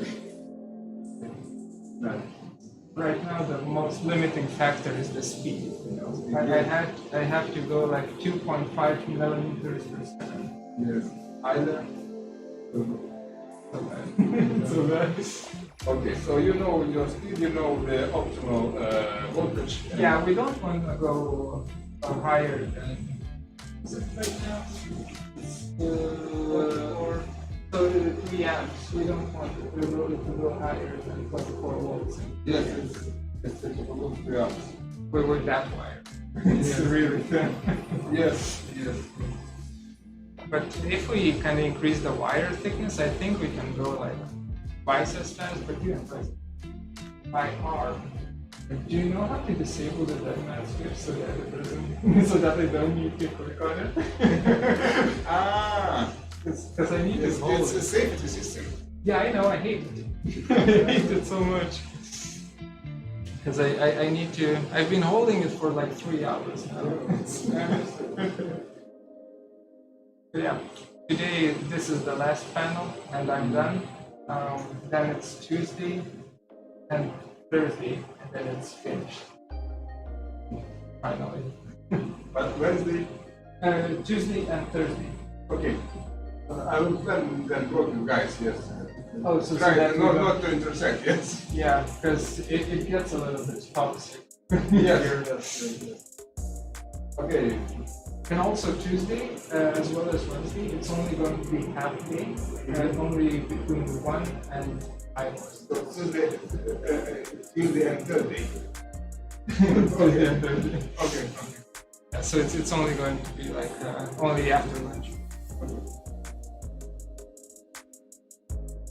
Okay. Really slow. Yeah, I'm streaming it to the students. Yes.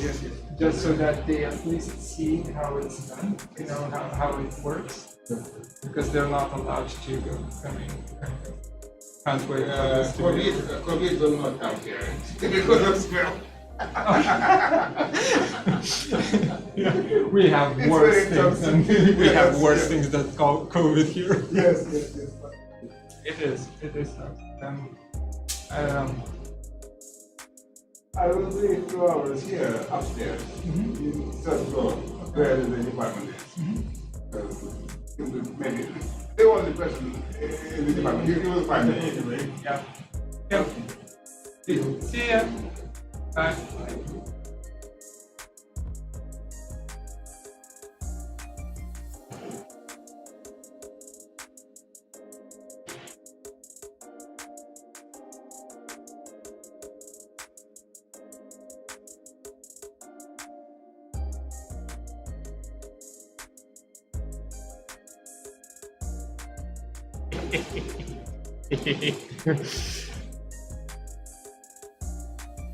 So, a person came from the 3rd floor. We're in the basement floor. He said that it really smells on the 3rd floor of the building. A little bit toxic here, a little bit.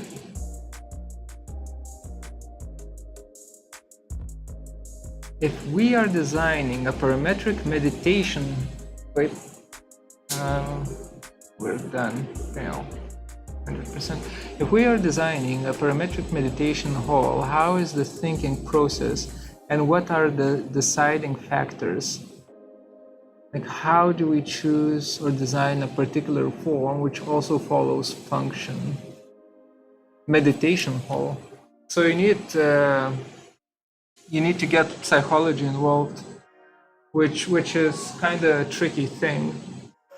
Every time when you try to get some sort of form of psychology involved, you risk of being naive with your design, meaning that if you don't read about it and you just assume things in terms of how architecture is going to influence people, some of your assumptions might be naive. So I would start with actually investigating what kind of forms, materials, and spaces are soothing for people, and I would ask the question why. Once I know the answer to that, why are these soothing, then I would use those kind of answers as my guiding kind of guidelines for my design. At least that's how I would approach it.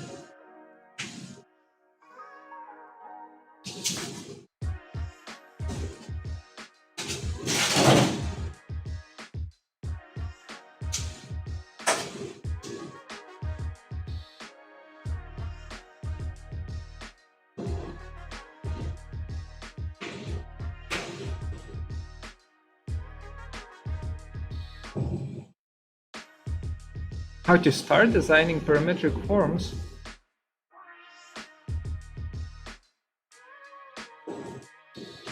Well, you just open up Grasshopper, right? You open up Grasshopper and then you just begin. Easy. No, there's no kind of correct way of how you can just begin designing parametric forms. Parametric in itself is not, like, think of it as a tool. It's not something that you must incorporate into your building. If the thing that you want to do doesn't fit with the logic, like parametric logic of repetition or complexity management, or well, that's mostly like repetition and complexity management. If your ideas or concepts don't fit, then don't use parametricism or parametrics. So I would start from the concept, right? Drawing out what you want to do, researching the topic as well. Usually complexity tends to do opposite things for as to what you want to do, so it's not meditative in itself. It can be, but it's very hard to make it meditative, a soothing place if something is erratic. People like to find patterns in things, not like, but people are made to try and find patterns in everything. If you create a chaotic space, that is going to be stimulating, but it's not going to be soothing. So think of a forest, for instance. A forest can calm you down, but it's also a stimulating experience because of all of the, let's say, all of the things that are happening, right? All of the different shapes that are pseudo-chaotic. For me, like a meditation space would be something minimalist, I guess. Almost an echo chamber, so that you can go and kind of go within, right? Within yourself, rather than externalize your experiences and look at the pretty walls or pretty, you know, pretty trees or whatever, or listen to pretty sounds. It needs to be almost a vacuum.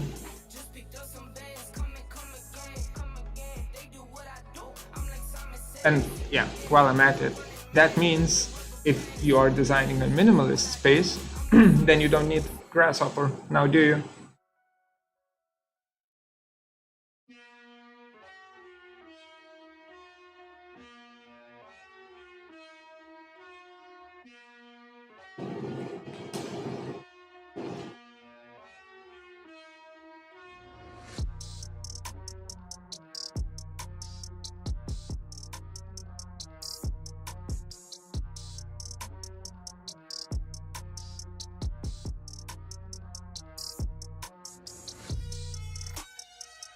Do you think do you think Sabdi in Rhino 7 can replace Maya? Absolutely yes. Without a doubt. For architecture, for sure. Maya doesn't have precision of Rhino, which makes it super bad for architecture. I have no idea why SkyArc and other fancy universities are using Maya. It's good for Hollywood movies, but it's super bad for production.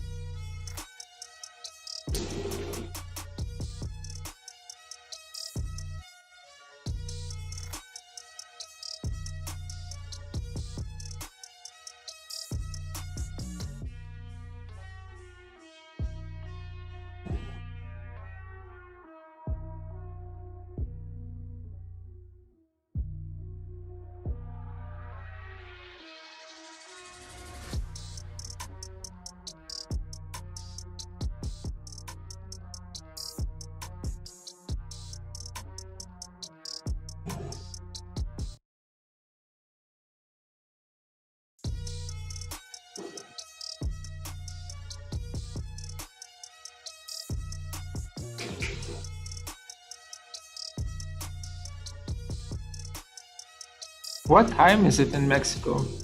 Hi, by the way.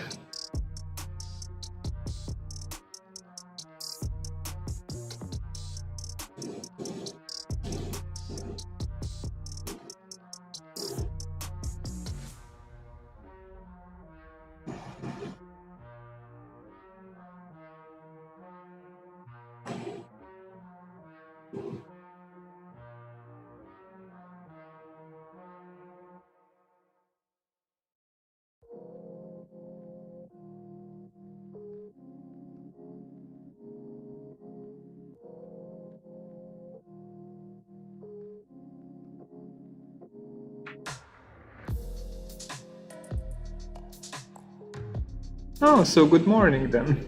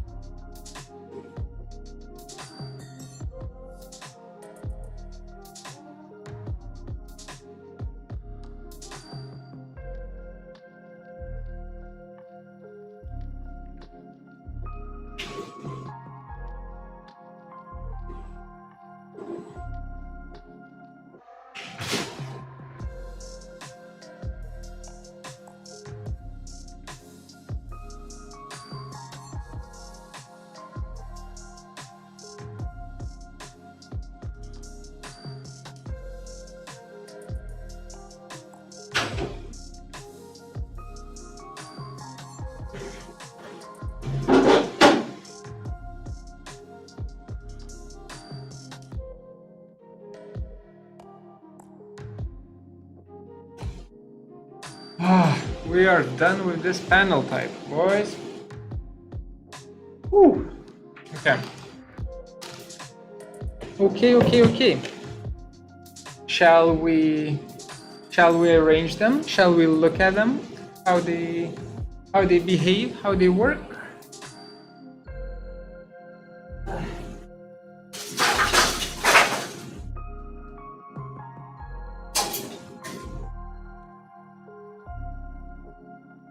Let's figure out how to set this up.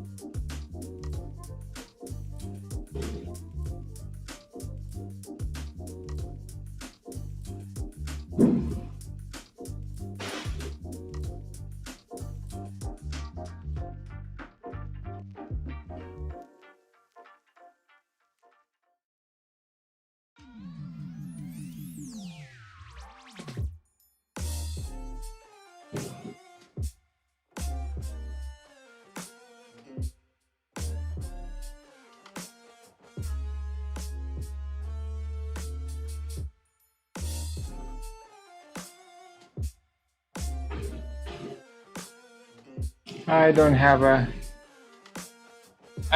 time to make it nice. So this is what we have so far. Let's see. Wait. Okay. Zoom in.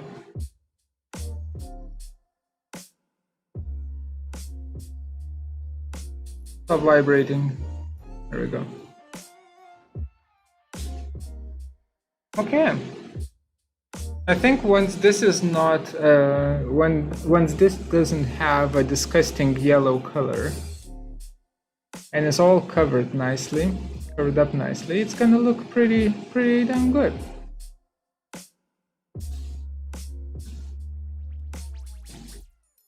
And we'll see how it actually works once we test it, right? Acoustic panels. Yeah. All right, what now?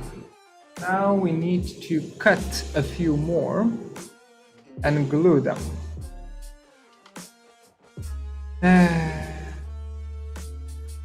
Sure, I guess.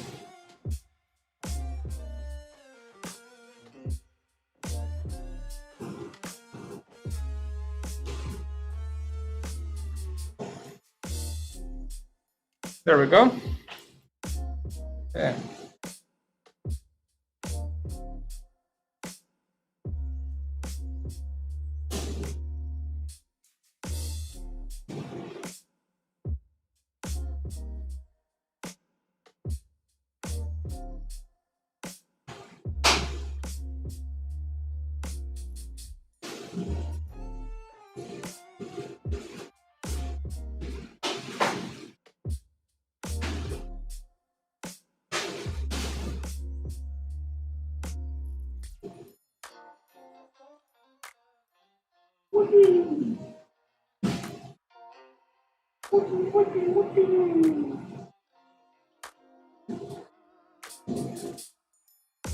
Okay, come back here.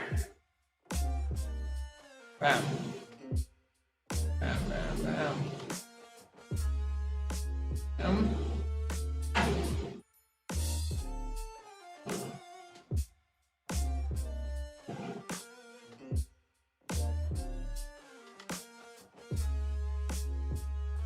Okay.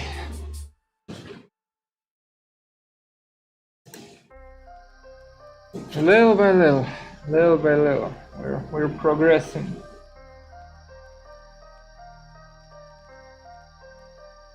Damn, there's a lot of trash here.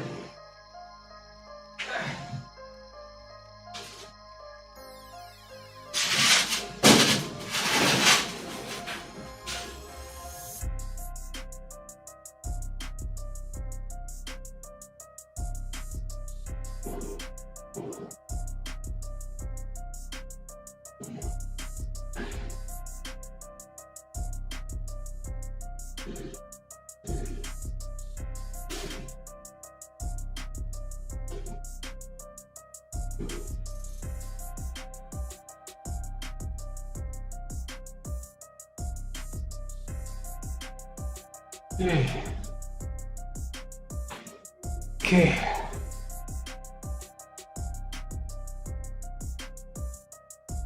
No problem. No problem. Have you planned when you're going to cover the panels, by the way? And plaster thing, concrete thing?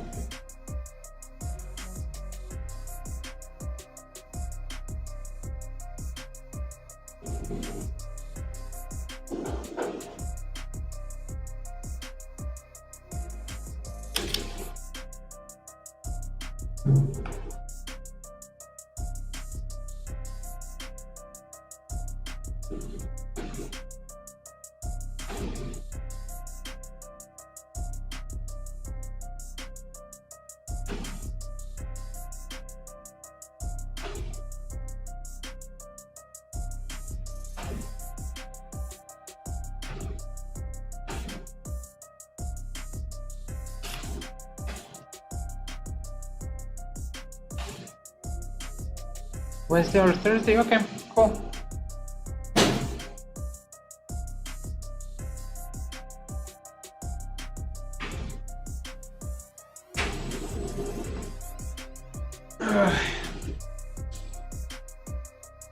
We be cutting, boys. Those of you who didn't see the start of the stream, I will repeat what I said at the start. You might think that, there must be a better way of how to cut the panels in half, perhaps using a saw. And my answer to that is, aren't we so smart? Huh? I forgot to bring a saw, so I'm using a freaking robot to just cut the panels in half.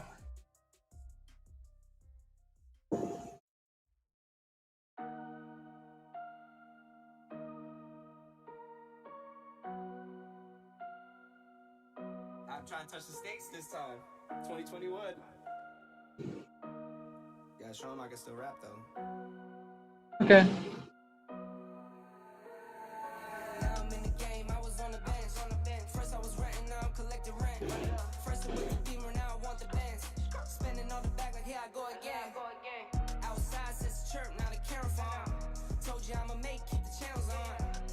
Does the robot have a name?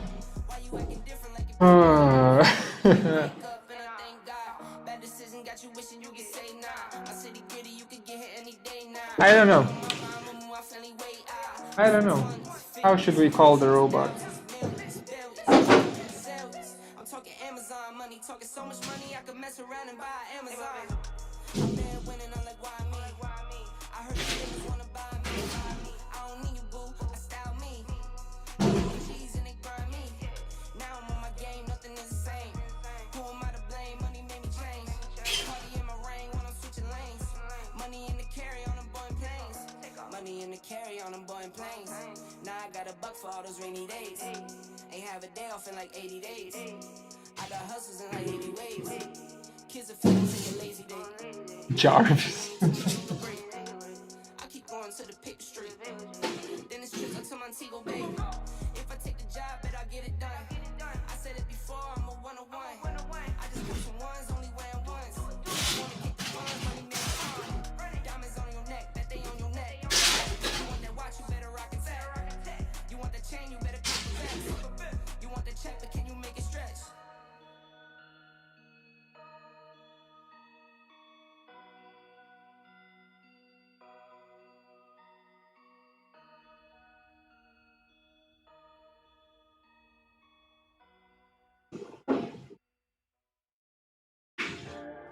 By the way, never do this, what I just did.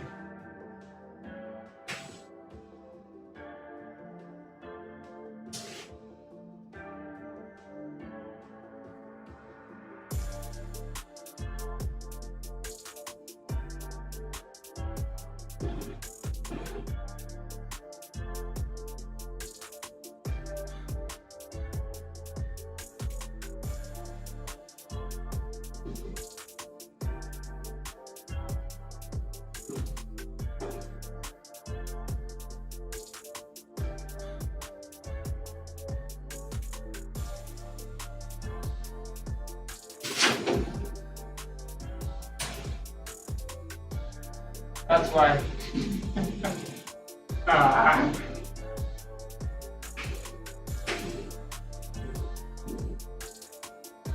Whoopsie.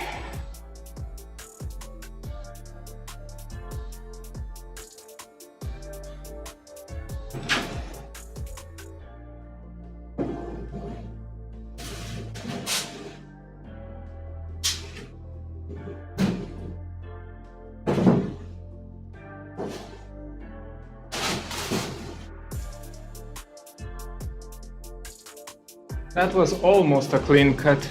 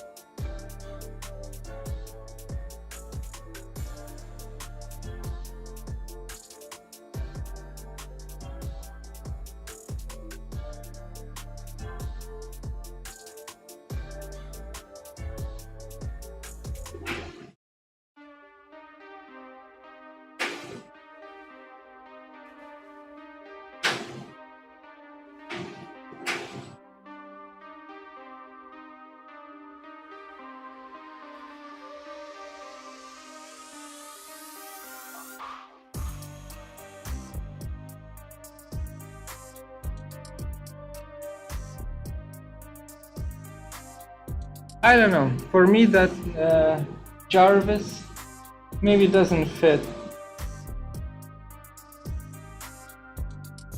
For some reason, I feel like this should be called the Goose. From now on, this robot is gonna be called the Goose.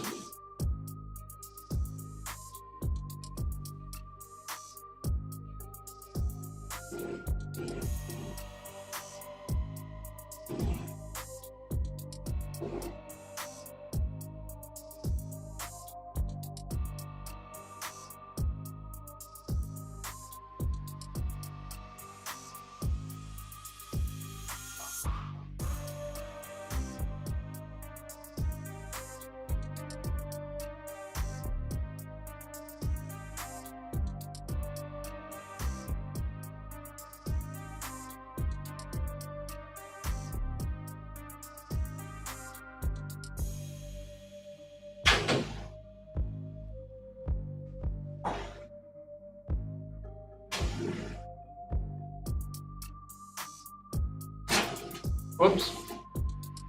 Come on, camera.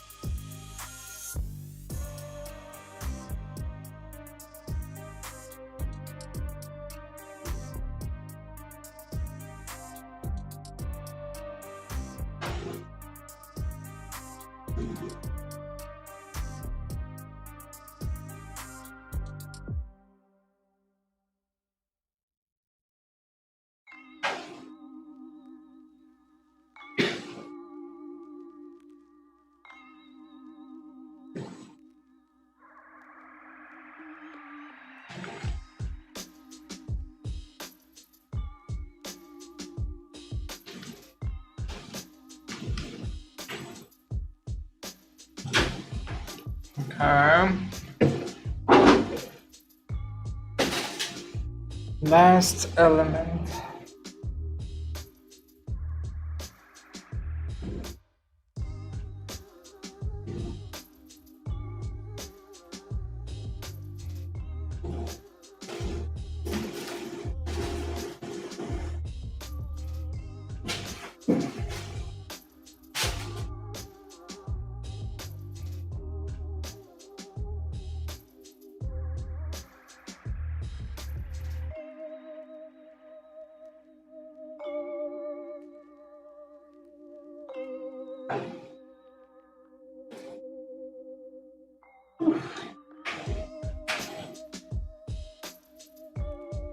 Or maybe we should cut a little bit more. How to correctly pronounce my name? It's Gediminas Kirdeikis. Gediminas Kirdeikis.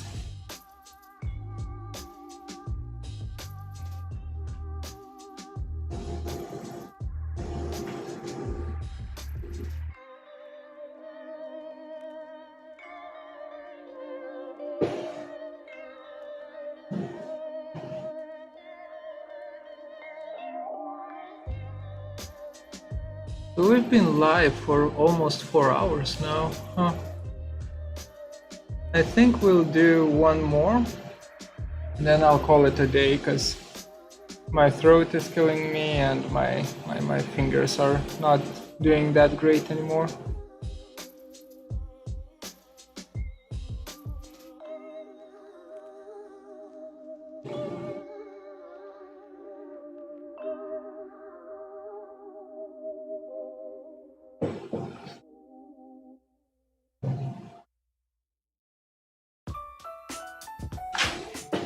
Okay.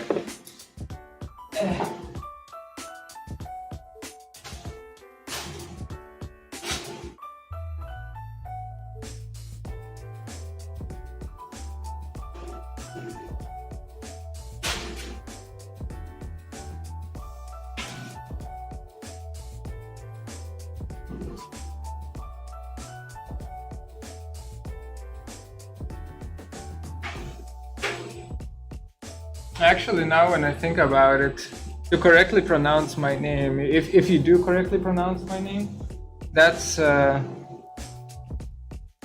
very rare occurrence.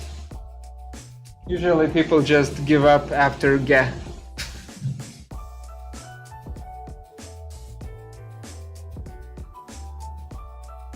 Or they just go for Gediminus and call it a day. Do you love architecture more or teaching more? I mean, neither. I love my wife the most. Oh my god, speaking of my wife, hello. Yes, my wife can pronounce it.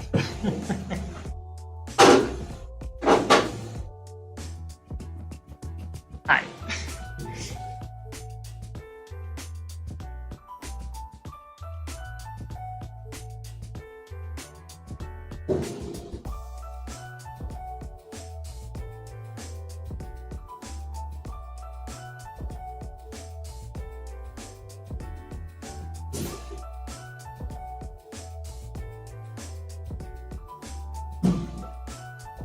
I'm here, I'm just searching for more material.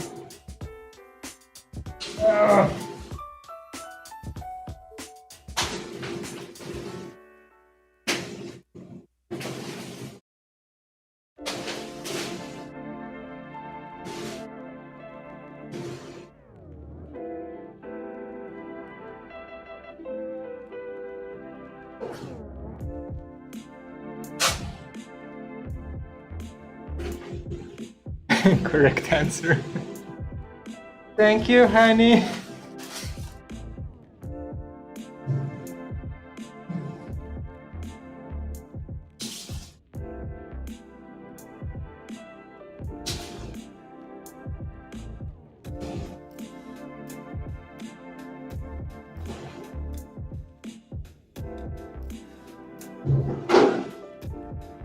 I mean, if I were to talk about my relationship with teaching and with architecture, I wouldn't say that I love either one.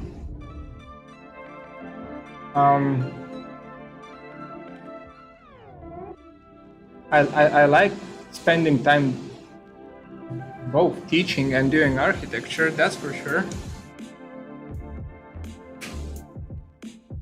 But if I didn't need to do architecture, well, if I had to do something else other than architecture, as long as it's design oriented, I'm fine. I'm okay with that. Teaching? Well, teaching's a little bit more difficult to answer.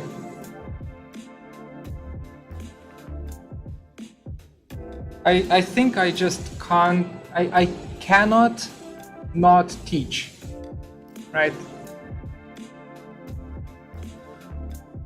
Do I like it? That's the question.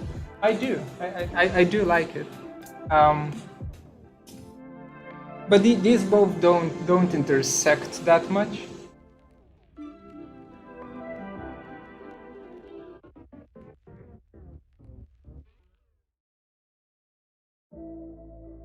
Like you can like two things, doing two things the same, right? It's not one or the other.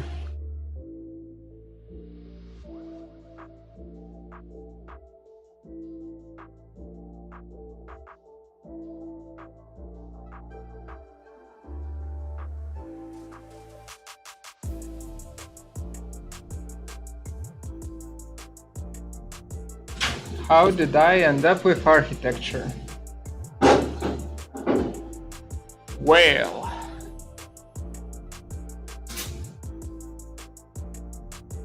I wanted to study, let's start with the fact that I wanted to study animation. But that year, when I was kind of joining the Arts Academy, animation, they didn't have the animation course running, so I had to choose another subject. And I don't know, I need to think about it. Why did I choose architecture?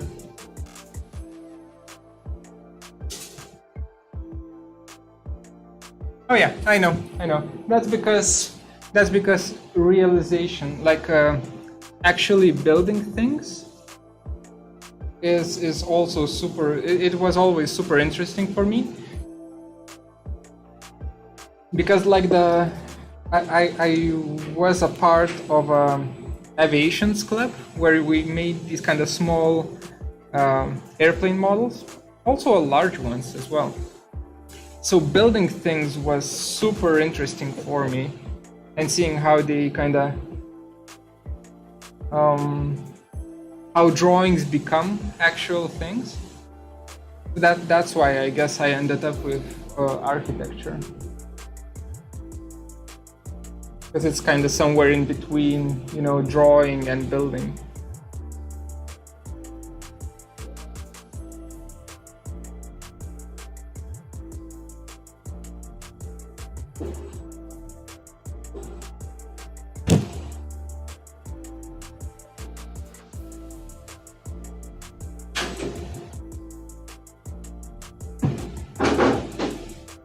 Good robot. Big good robot.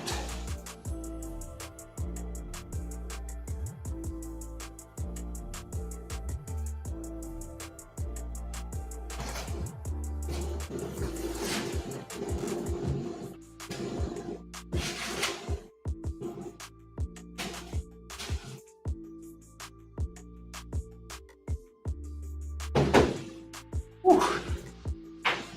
What a day, what a day.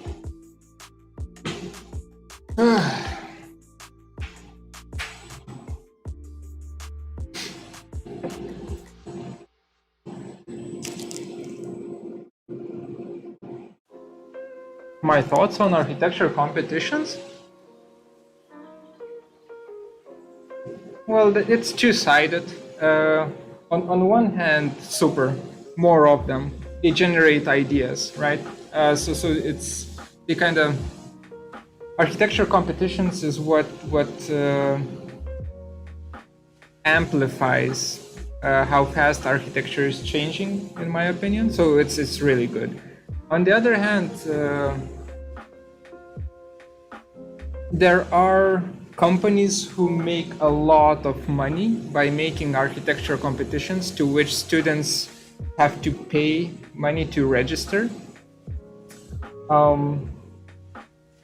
which in my opinion is quite opportunistic, and it's kind of goes against the grain. Like I don't like it. So I guess it's somewhere. It's a gray area, right? It's good on one hand, and it's but some companies make it bad.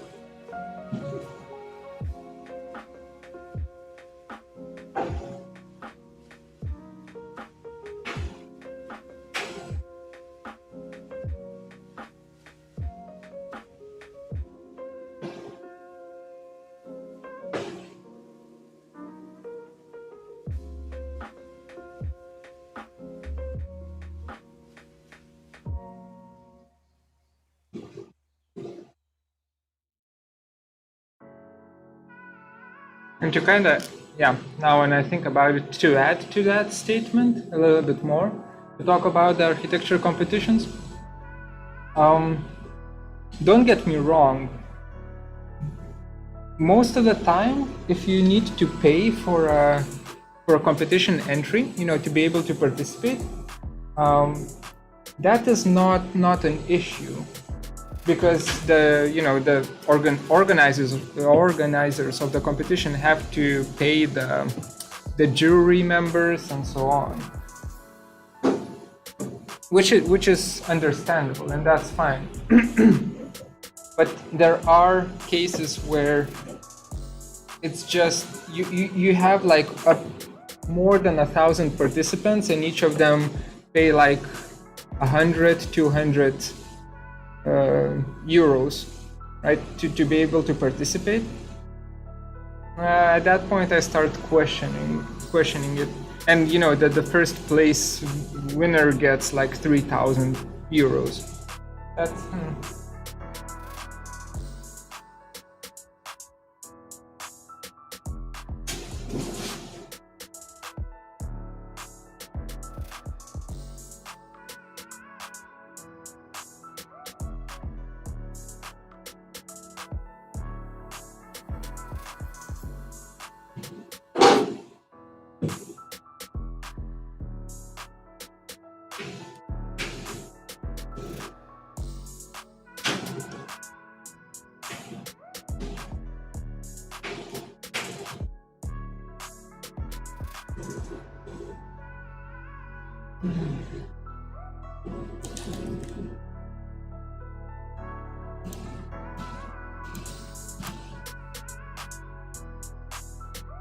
Wait, I stopped listening to music. Where did my headphones go? There they are. What are you listening to, stream? Oh, some angry beats, huh? No, wait, it's not angry. Never mind. Some beats. Cool.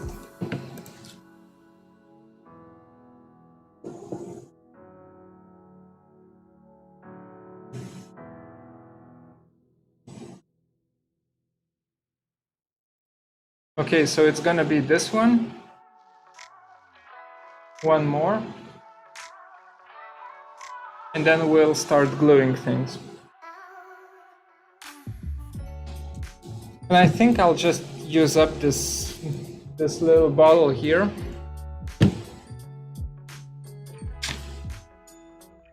And maybe one of these. I'll just use these up and call it a day, because my throat is real bad right now.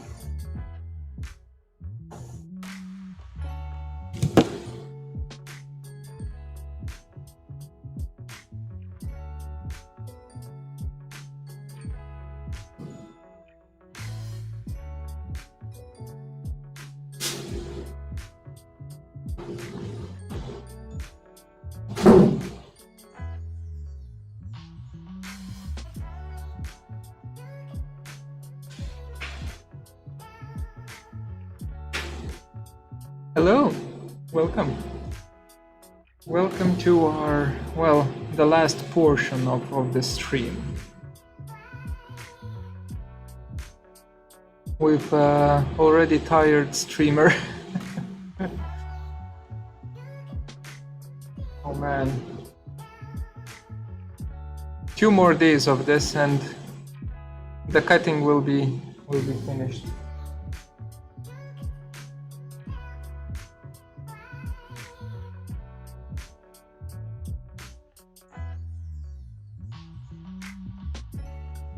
Look at it go! Whee!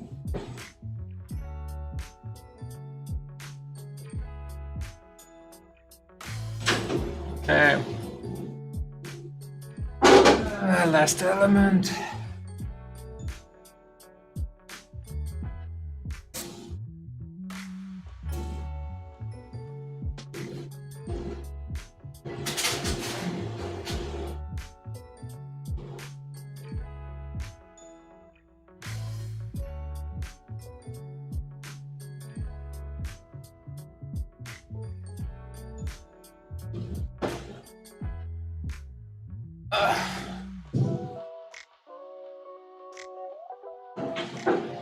Nice robot. Yeah, it's called the Goose. We named it the Goose.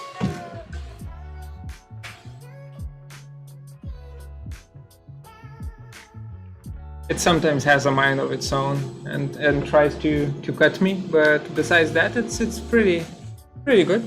I'm pretty happy with it.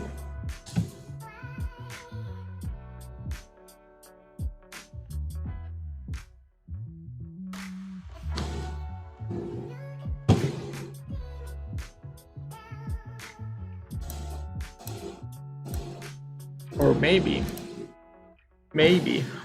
since I generated everything with Grasshopper, maybe Grasshopper is trying to cut me. We'll never know. Oh, actually, we can now get rid of the rhino, the rhino and the grasshopper. There we go, much better. And text, should I? Maybe I will just do this to the text. Bam, bam. We're good. Okay, so we have that going, and now I can stop being in the way. Good.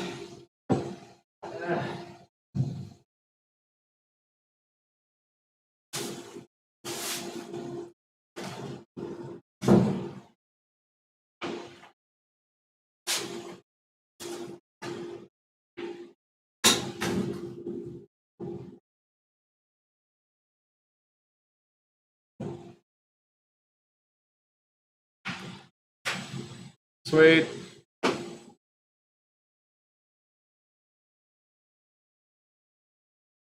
So much stuff. So much stuff.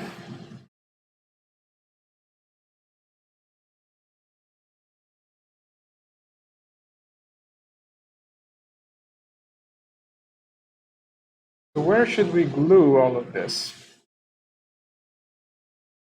Maybe in the other room. I'm just waiting for the robot to home.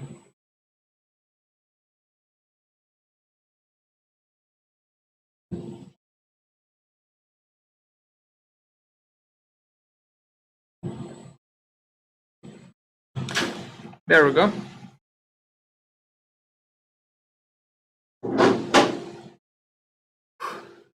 We're done with the cutting. Okay, let's go to the other room.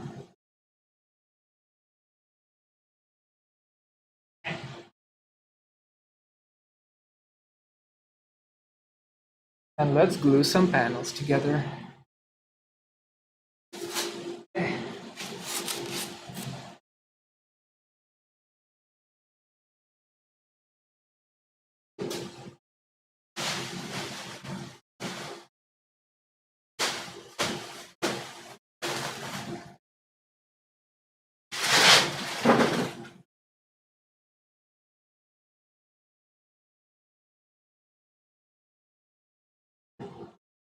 Two.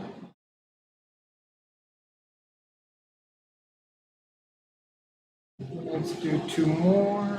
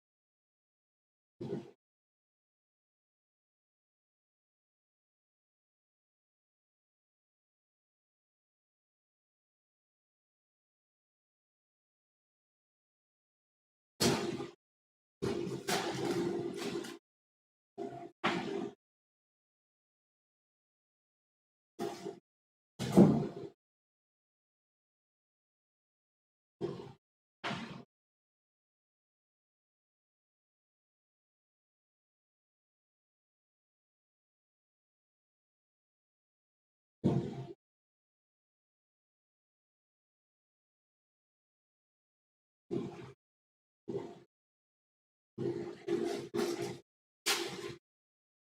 have a lot of panels.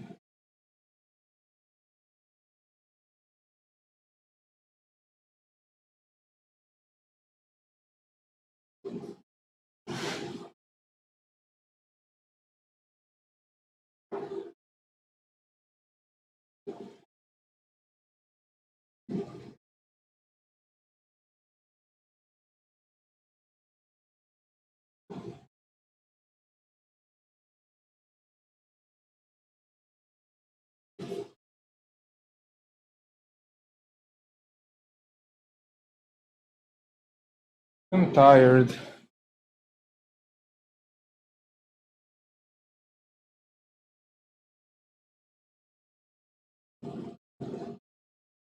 What would you say about procrastination and workload as an architecture student? How one learn to handle time?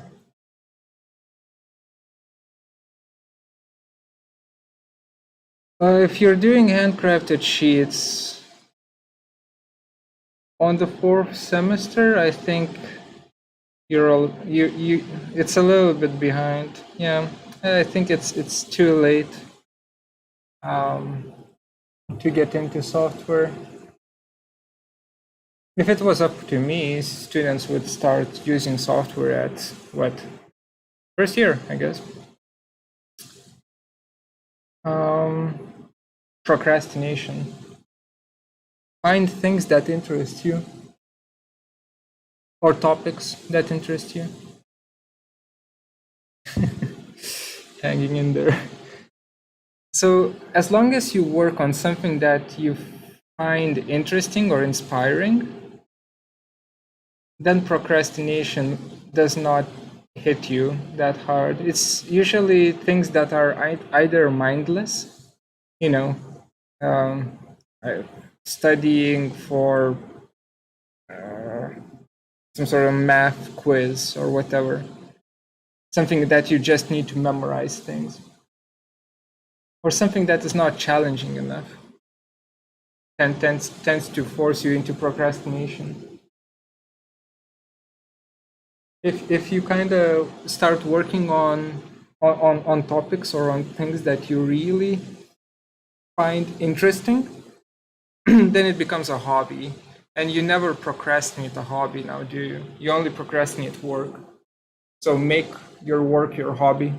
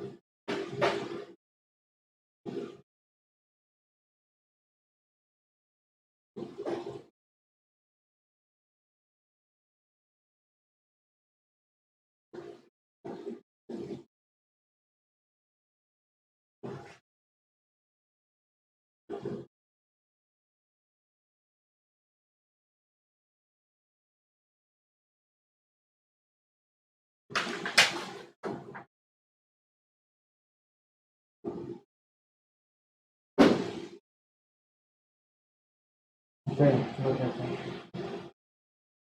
There we go. Should be fine. All right. We are kinda, I would say we're done. I would say we're done. At least I'm done. I'll clean this mess up and I'll go home, rest, eat something.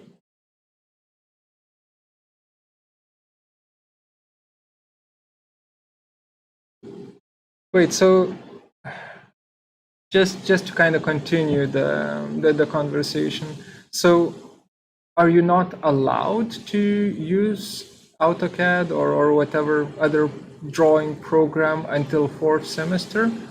Or, oh my God. What's up with this? Why is this? Stream health, excellent, but I'm dropping frames. Well, it doesn't matter. So are you not allowed to use CAD software, or do they just not teach you? If they don't teach you, then that's fine. Teach yourself. Not a problem. If you're not allowed to use CAD software, well, hard to see. I mean, it's a tough thing. Switch schools. I would switch schools.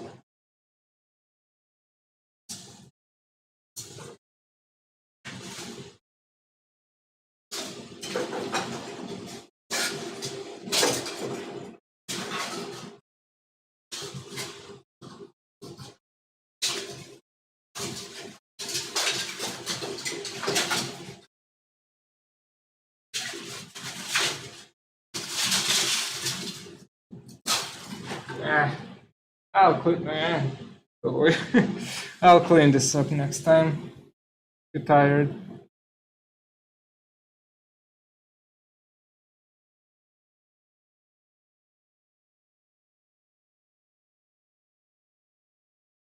Yeah, so so that makes it boring and not challenging because it's super repetitive and then you procrastinate. Not letting bring. What's up with it? I assume it's the old teachers, right? Like the old staff members that feel like there's something missing when you don't draw by hand, you know, some sort of the feeling is not there or some other bullshit like that, or the creative freedom is restricted by the CAD software. I don't know.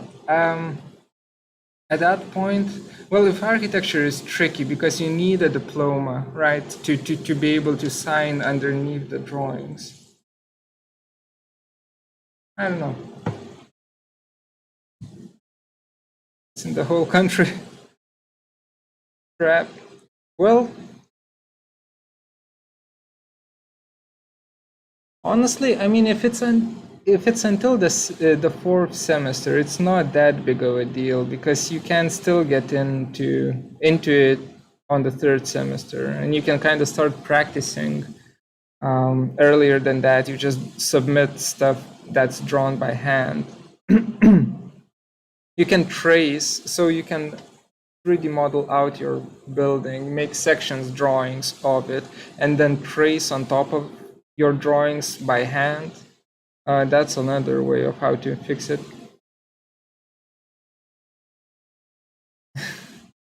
I'm gonna go and buy a pizza, I guess. Yeah, I'm gonna end the stream here, but there's gonna be more streams in the near future because I want to do the sub-D 3D modeling thing with architecture,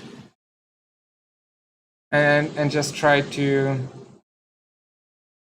Yeah, I'll just try to make a building using sub-D in the next stream. Don't know when it's gonna be though. These weeks are super intense. Probably at the end of this week. Yeah, I'm thinking maybe Friday we'll do another stream. Well, anyway, hope you enjoyed this wire cutting fiesta that we had, and a little bit of gluing. I'll post how it came out on social media. I'll show you guys how it came out. You know, how the final final elements look like. Probably Instagram. Whew, I'm tired. Okay, I'm gonna end the stream here. Okay, thanks for watching, everyone. Take care.